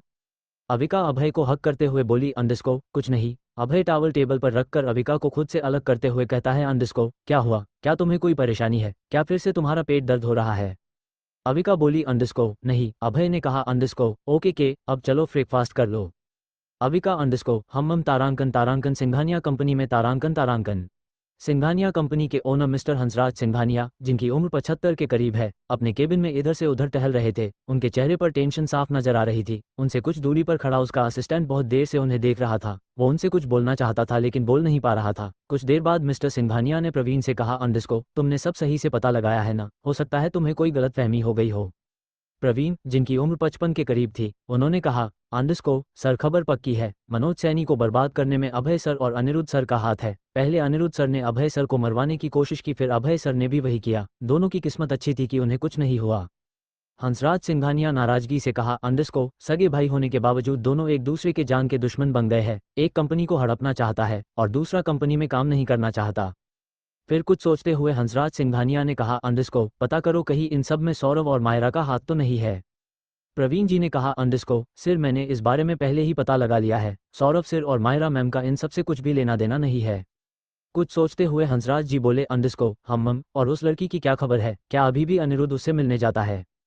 प्रवीण को समझ नहीं आता वो सच बोले या नहीं, लेकिन सच बोलने के सिवा उनके पास कोई दूसरा रास्ता नहीं था। प्रवीण हिचकिचाते हुए कहा अंडरस्को सर वो अनिरुद्ध सर वो। हंसराज जी ने पूछा अंडरस्को साफ साफ बोलो क्या कहना चाहते हो। प्रवीण जी जवाब देते हुए कहते हैं अंडरस्को सर अनिरुद्ध सर उनसे कल ही मिले थे। इन सब में डॉक्टर माया की कोई गलती नहीं है, अनिरुद्ध सर ही उनसे मिलने गए, वो तो अनिरुद्ध सर से मिलना नहीं चाहती थी। हंसराज जी ने कहा अंडरस्को तुम्हें उस लड़की की साइड लेने की जरूरत नहीं है, मैं सब समझता हूँ, और वैसे भी अगर वो लड़की अनिरुद्ध की जिंदगी में खुद चलकर वापस नहीं आती तो अनिरुद्ध उससे कभी नहीं मिलता। हंसराज की बातें सुनते हुए प्रवीण खुद में बड़बड़ाया अंडरस्को हाँ तो इसमें गलती किसकी है, वो तो बेचारी चुपचाप अनिरुद्ध सर की जिंदगी से चली गई थी। वो तुम ही थे जिसने उसे परेशान करना नहीं छोड़ा, उसकी डॉक्टर को डिग्री रद्द करवा दिया, उसके डैड का एक्सीडेंट करवा दिया। वो तो अच्छा हुआ जो उसके डैड मरे नहीं, वरना अनिरुद्ध तुम्हें जिंदा जला देता। अनिरुद्ध अमेरिका कब जा रहा। अंडरस्को प्रवीण खुद के ख्यालों में इतना ज्यादा को गया कि उसे हंसराज सिंघानिया की आवाज ही सुनाई नहीं दी। इस बार हंसराज ने तेज स्वर में कहा अंडरस्को प्रवीण पता करो अनिरुद्ध अमेरिका कब जा रहा है। प्रवीण होश में आते हुए कहा अंडरस्को जी जी सिर सिर अभी पता करता हूँ। तारांकन तारांकन अनिरुद्ध के प्राइवेट विला में तारांकन तारांकन अनिरुद्ध तैयार होकर लिविंग रूम में आता है। लिविंग रूम में रजनीश और शंकर उसका पहले से इंतजार कर रहे थे। अनिरुद्ध को देखते ही दोनों उसे ग्रीट करते हैं। अनिरुद्ध सोफे पर बैठते हुए कहता है अंडरस्को तुम दोनों यहाँ, वो भी एक साथ, कोई खास वजह। अनिरुद्ध के इस विला के बारे में बस कुछ ही लोग जानते थे। उसने ये विला खासकर अपने और माया के लिए खरीदा था। वो माया को किसी मुसीबत में नहीं डालना चाहता था, इसलिए उसने इस बात को गुप्त ही रखा था। रजनीश और शंकर को समझ नहीं आ रहा था वो अनिरुद्ध को सच कैसे बताए। जो बात वो अनिरुद्ध को बताने आए थे वो सुनकर अनिरुद्ध अपने आपे से बाहर हो सकता था। अनिरुद्ध ने दोनों को देखा और समझ गया जरूर कोई बड़ी बात है। अंडरस्को क्या हुआ, अब कुछ बोलोगे भी दोनों या ऐसे ही पत्थर की मूर्ति बनकर खड़े रहना है। शंकर ने कहा अंडरस्को यस बॉस, मेरा मतलब नहीं बॉस, बताते हैं। अनिरुद्ध अंडरस्को हम शंकर ने रजनीश को बात शुरू करने का इशारा किया तो रजनीश ने एक गहरी सांस ली, फिर बोलना शुरू किया। अंडरस्को बॉस, ये बात माया मैडम से जुड़ी है, हमें मैडम के बारे में कुछ पता चला है। अनिरुद्ध दोनों के एक्सप्रेशन को देखते हुए बोला। अंडरस्को माया के बारे में? शंकर ने सिर झुकाते हुए कहा। अंडरस्को जी बॉस। अनिरुद्ध ने पूछा। अंडरस्को क्या पता चला है? दोनों ने एक दूसरे को देखा क्योंकि आगे जो होने वाला था उसका अंदाजा वो लगा सकते थे। अनिरुद्ध थोड़ा गुस्से से। अंडरस्को अब क्या मैं तुम दोनों के बोलने का मुहूर्त निकलवाऊं, जल्दी बोलो। रजनीश डरते हुए। अंडरस्को सर, माया मैडम प्रेग्नेंट थी।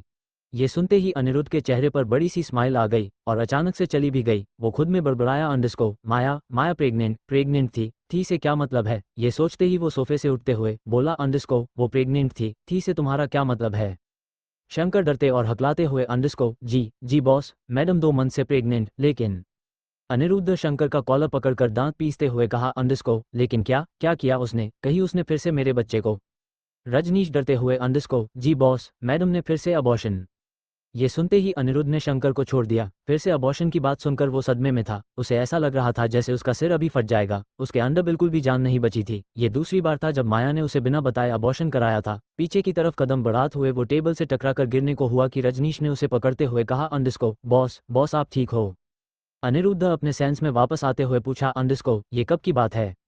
रजनीश अंडरस्को तीन दिन पहले। ये सुनकर अनिरुद्ध पागलों की तरह हंसने लगा। उसे पिछली रात जो हुआ वो सब याद आने लगता। अंडरस्को तो तुम इसलिए मेरे साथ नहीं आना चाहती थी और मैं बेवकूफ़ तुम्हें समझ ही नहीं पाया। धीरे धीरे उसका चेहरे के एक्सप्रेशन बदलने लगे। उसकी आंखें लाल हो गई। इस वक्त वो किसी जल्लाद से भी ज्यादा खतरनाक लग रहा था। उसकी हंसी आने वाले तूफान की तरफ इशारा कर रही थी। रजनीश और शंकर कुछ समझ पाते उससे पहले ही अनिरुद्ध ने गुस्से से माया का नाम लिया और टेबल के उठाकर दूर फेंक दिया।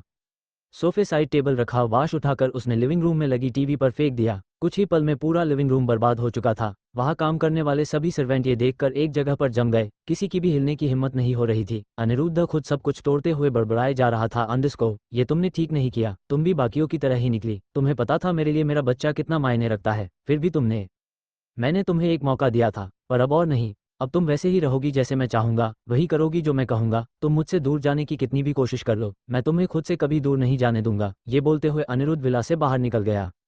अनिरुद्ध को घर से बाहर जाता देख रजनीश और शंकर भी उसके पीछे जाने लगते हैं। जब तक दोनों बाहर आते हैं और देखते हैं अनिरुद्ध के अंदर बैठ रहा है। ये देखते हुए शंकर कहता है। अंडरस्को क्या बॉस माया मैडम के पास जा रहे हैं? लेकिन वो तो अपने डैड के घर पर है। अगर बॉस वहां गए और मैडम के डैड ने उन्हें देख लिया तो प्रॉब्लम हो सकती है। लेकिन हम बॉस को भी तो वहां जाने से रोक नहीं सकते। रजनीश अंडरस्को हाँ, हम बॉस को वहां जाने से नहीं रोक सकते, लेकिन मैडम को इन्फॉर्म कर सकते हैं। शंकर अंडरस्को हाँ, ये सही रहेगा। दोनों को कार स्टार्ट होने की आवाज आती है और पलक झपकते ही अनिरुद्ध की कार विला से बाहर निकल जाती है। उसके जाते ही रजनीश माया का नंबर डायल करने लगता है। माया रजनीश और शंकर को जानती थी। अक्सर वो दोनों ही उसे अनिरुद्ध के पास लाया करते थे। इन सब के बावजूद दोनों ने ही माया की बहुत हेल्प भी की थी, इसलिए वो इन दोनों की दिल से रिस्पेक्ट करती थी। 2 रिंग जाते ही माया ने कॉल रिसीव कर लिया। Underscore hello. Rajneesh underscore hello good morning madam. Maya underscore good morning. आपने इतनी सुबह कॉल किया, क्या अनिरुद्ध फिर से मुझसे मिलना चाहता है? अगर ऐसा है तो आप उसे बता देना, मैं उससे 12 बजे के बाद मिल लूंगी। रजनीश अंडरस्को नहीं मैडम, आप जैसा सोच रही है वैसा कुछ नहीं है। माया अंडरस्को ऐसा नहीं है, अगर अनिरुद्ध मुझसे नहीं मिलना चाहता तो आपने मुझे इतनी सुबह कॉल क्यों किया? क्या कोई और बात है? रजनीश अंडरस्को जी मैडम, एक्चुअली बात यह है। माया अंडरस्को कहिए, मैं सुन रही हूँ। रजनीश अंडरस्को मैडम, बॉस को आपकी प्रेगनेंसी की बात पता चल गई है। माया पैनिक करते हुए अंडरस्को क्या, आप ये क्या बोल रहे हो? प्रेगनेंसी? बट मैं उसे कैसे? नहीं, आप मुझसे मजाक कर रहे हैं। देखिए मुझे ऐसा मजाक बिल्कुल भी पसंद नहीं है। और मैं कोई प्रेग्नेंट नहीं हूँ, समझे आप? रजनीश माया की कंडीशन को समझ रहा था। उसने उसे रिलैक्स करते हुए कहा। अंडरस्को मैडम पहले आप शांत हो जाए, मैं आपकी कंडीशन समझ सकता हूँ। नहीं तुम नहीं समझ सकते, तुम क्या कोई नहीं समझ सकता? और तुम मुझे तसल्ली देना बंद करो, आखिर तुम ही ने पता करके उसे बताया होगा। अगर तुम मेरी सिचुएशन समझते तो उसे कभी इस बारे में नहीं बताते। अंडरस्को ये बोलते हुए माया की आंखों से आंसू गिरने लगे। अब रजनीश को गिल्टी फील होने लगा। आखिरकार माया सच ही तो बोल रही थी। अगर वो दोनों अनिरुद्ध को उसकी प्रेगनेंसी के बारे में नहीं बताते तो अनिरुद्ध आज इतने गुस्से में नहीं होता और ना ही माया की ये हालत होती। लेकिन वो एक वफादार इंसान था। अगर वो अनिरुद्ध को सच नहीं बताता तो वो एक तरह से उसे धोखा ही देता। कुछ पल चुप रहने के बाद रजनीश ने कहा। अंडरस्को मैडम, मैं मानता हूँ कि मैंने ही बॉस को आपके अबॉर्शन की बात बताई है और आप भी जानती है मैं चाहकर भी बॉस से कुछ नहीं छुपा सकता। मेरी आपसे रिक्वेस्ट है कि आप वहाँ से हॉस्पिटल या फिर अपने अपार्टमेंट में चली जाए। बॉस बहुत गुस्से में यहाँ से निकले हैं और जहाँ तक मैं उन्हें जानता हूँ वो आपके पास ही गए होंगे। अभी तक माया यही सोच रही थी कि वो अनिरुद्ध का सामना कैसे करेगी। उसे बिल्कुल भी आइडिया नहीं था अनिरुद्ध गुस्से में उसके घर आ जाएगा। रजनीश की बातों को सुनते ही माया के बह रहे आंसू थम गए। उसने फोन कटा और अपने कमरे से बाहर जाने लगी, लेकिन दरवाजे पर उसे उसकी माँ खड़ी नजर थी। उन्हें देखते हुए माया ने खुद को नॉर्मल करने की कोशिश करते हुए कहा, अंडरस्को माँ आप यहाँ। प्रतिभा जी ने माया का हाथ पकड़कर रूम में वापस आकर दरवाजा बंद करते हुए कहा, अंडरस्को क्या तू प्रेग्नेंट है।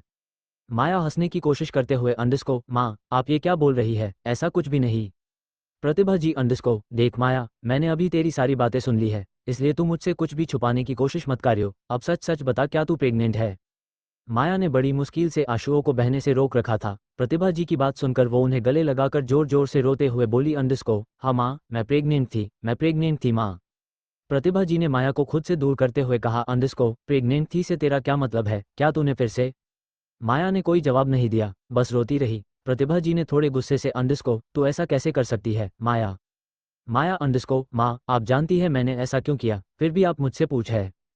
प्रतिभा जी अंडरस्को क्या इन सब के बारे में अनिरुद्ध को पता है। नहीं, अगर उसे पता होता तो वो कल इतना नॉर्मल बिहेव नहीं करता, पर उसे बाद में पता चल गया तो तुझे पता है ना वो बच्चे को लेकर कितना ज्यादा सेंसिटिव है। अनिरुद्ध का नाम सुनते ही उसे रजनीश की बात याद आ गई। उसने अपने बहते अंशुओं को पोंछा और कहा, अंडरस्को माँ अनिरुद्ध को कुछ पता नहीं है और आप चिंता मत करिए, उसे कुछ पता नहीं चलेगा। अभी वो मुझे लेने आ रहा है इसलिए मैं बाहर जा रही हूँ। आप जानती है ना अगर पापा ने अनिरुद्ध को देख लिया तो उसकी तबीयत फिर से खराब हो सकती है। जब तक मैं अनिरुद्ध के साथ चली न जाऊँ तब तक आपको पापा को उनके कमरे में ही रखना होगा। प्रतिभा जी अंडरस्को वो सब तो ठीक है बेटा, लेकिन तुझे पता है ना अगर तू उन्हें घर पर नहीं दिखी तो वो हजारों सवाल करेंगे।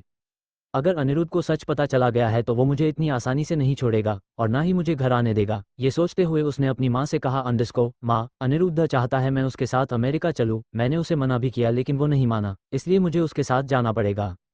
प्रतिभा जी अंडरस्को लेकिन उसने तो कल कहा था उसके जाने के बाद तू यहाँ रह सकती है। माया अंडरस्को माँ आपको पता है उसका मूड कभी भी बदल जाता है। प्रतिभा जी अंडरस्को तो कितने दिन बाद आएगी। माया अंडरस्को माँ ये तो मुझे भी नहीं पता, लेकिन आप प्लीज पापा को संभाल लेना क्योंकि मुझे नहीं लगता मैं 1 महीने से पहले घर आ पाऊंगी। प्रतिभा जी के लिए ये कोई नई बात नहीं थी। अनिरुद्ध पहले भी कई बार माया को अपने साथ ट्रिप पर ले जा चुका था। अंडरस्को अब ये भी बता दे मैं तेरी पापा से क्या कहूंगी।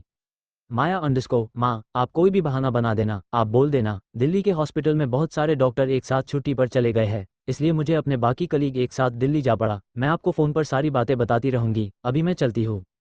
इतना बोलकर माया अपने घर के बाहर आकर एंट्री गेट के पास खड़ी हो गई।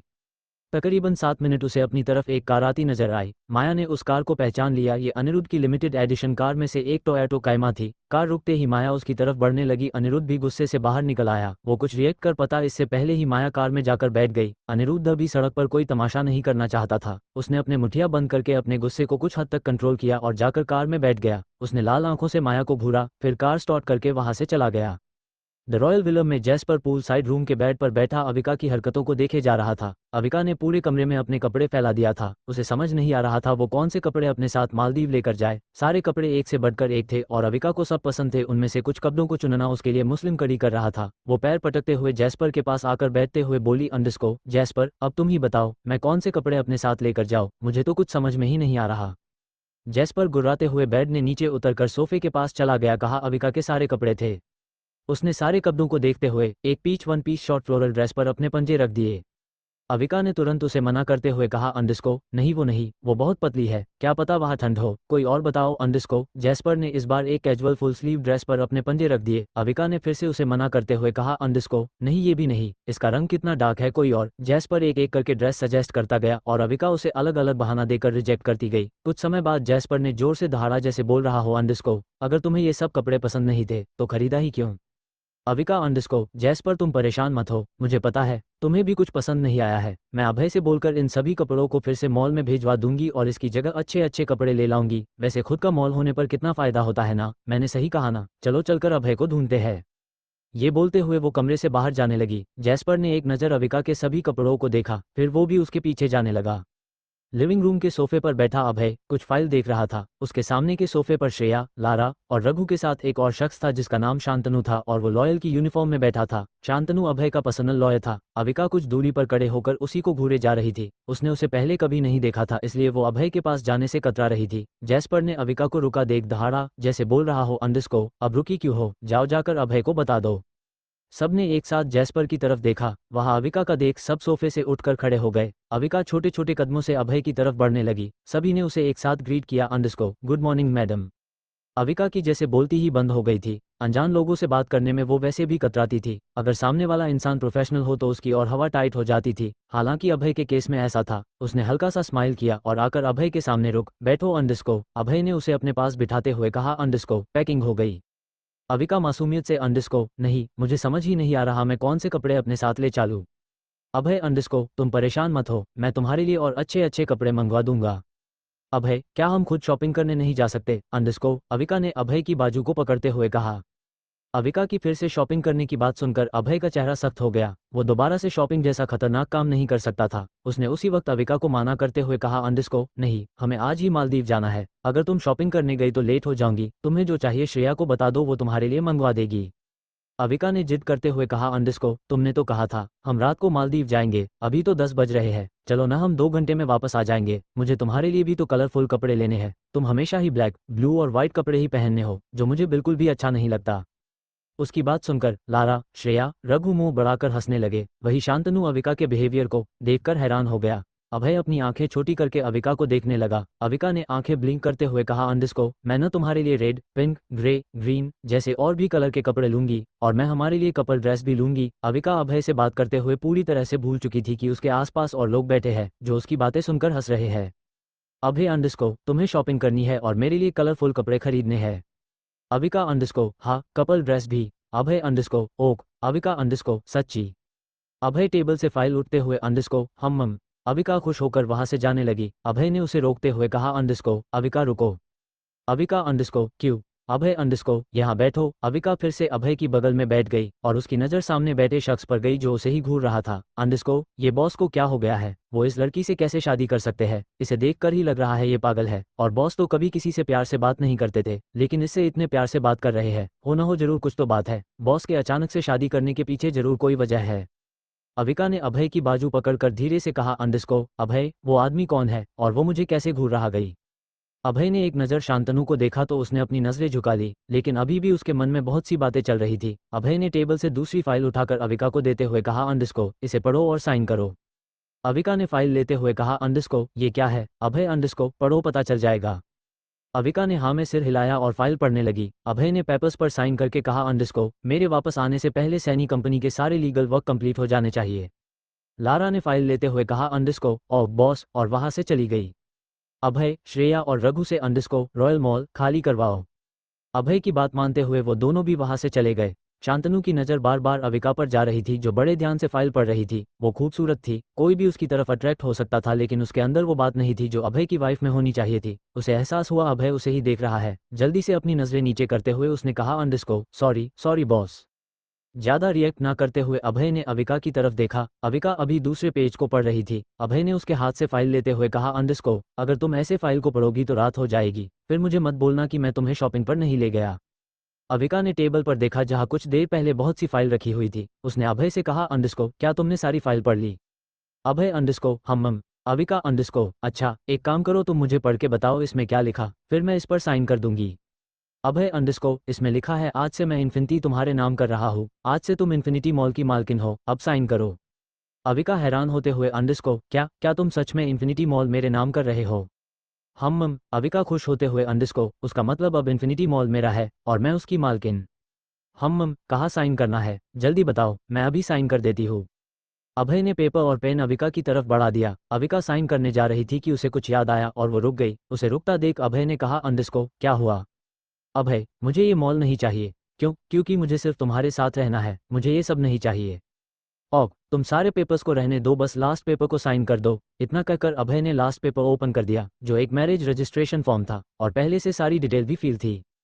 पेपर को देखते ही अविका खुश होते हुए बोली अंडरस्को क्या हम दोबारा से शादी कर रहे हैं। अभय अंडरस्को नहीं हम बस अपनी शादी को रजिस्टर कर रहे हैं। अरे हाँ मैं तो भूल ही गई थी कि हमारी शादी चुपके से हुई थी। लोगों को दिखाने के लिए प्रूफ भी तो होना चाहिए। मैंने एक मूवी में देखा था एक कपल ने शादी कर ली फिर लड़के ने उसे छोड़ दिया। बाद में लड़की ने लड़के के खिलाफ पुलिस कंप्लेन कर दिया। जब पुलिस ने लड़के से पूछा तो लड़के ने लड़की को अपनी बीवी मानने से इनकार कर दिया। तुम्हें पता है लड़के ने पुलिस से क्या कहा। उसने कहा ये लड़की झूठ बोल रही है।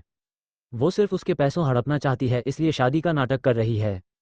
उसने तो ये भी बताया कि उसकी शादी पहले से हो चुकी है और उसका एक 2 साल का बेटा भी है। बेचारी लड़की, उसके पास कोई सबूत नहीं था अपनी बात को साबित करने को। जब अविका ने अभय को देखा तो वो उसकी बात सुनने की बजाय फ़ोन में काम कर रहा था। अविका ने शांतनु को देखा तो वो भी अपने फ़ोन में बिजी था। अब अविका को अभय पर डाउट होने लगा। अभय को देखते हुए वो खुद में बड़बड़ाई, अंडरस्को क्या मैं भी अभय की दूसरी वाइफ हूँ और इसलिए अभय ने मुझसे चुपके से शादी की? नहीं नहीं, ऐसा नहीं हो सकता। मैं ही अभय की इकलौती बीवी है। जैस्पर भी तो मुझसे कितना प्यार करता है। श्रेया, रघु, श्वेता, अजय और गौरव भी मुझसे कितने अच्छे से बात करते हैं और सविता आंटी भी तो मुझे मैडम बोलती है और अभय भी मुझे बहुत प्यार करता है। ये सोचते हुए वो मुस्कुराते हुए अभय की तरफ देखने लगी।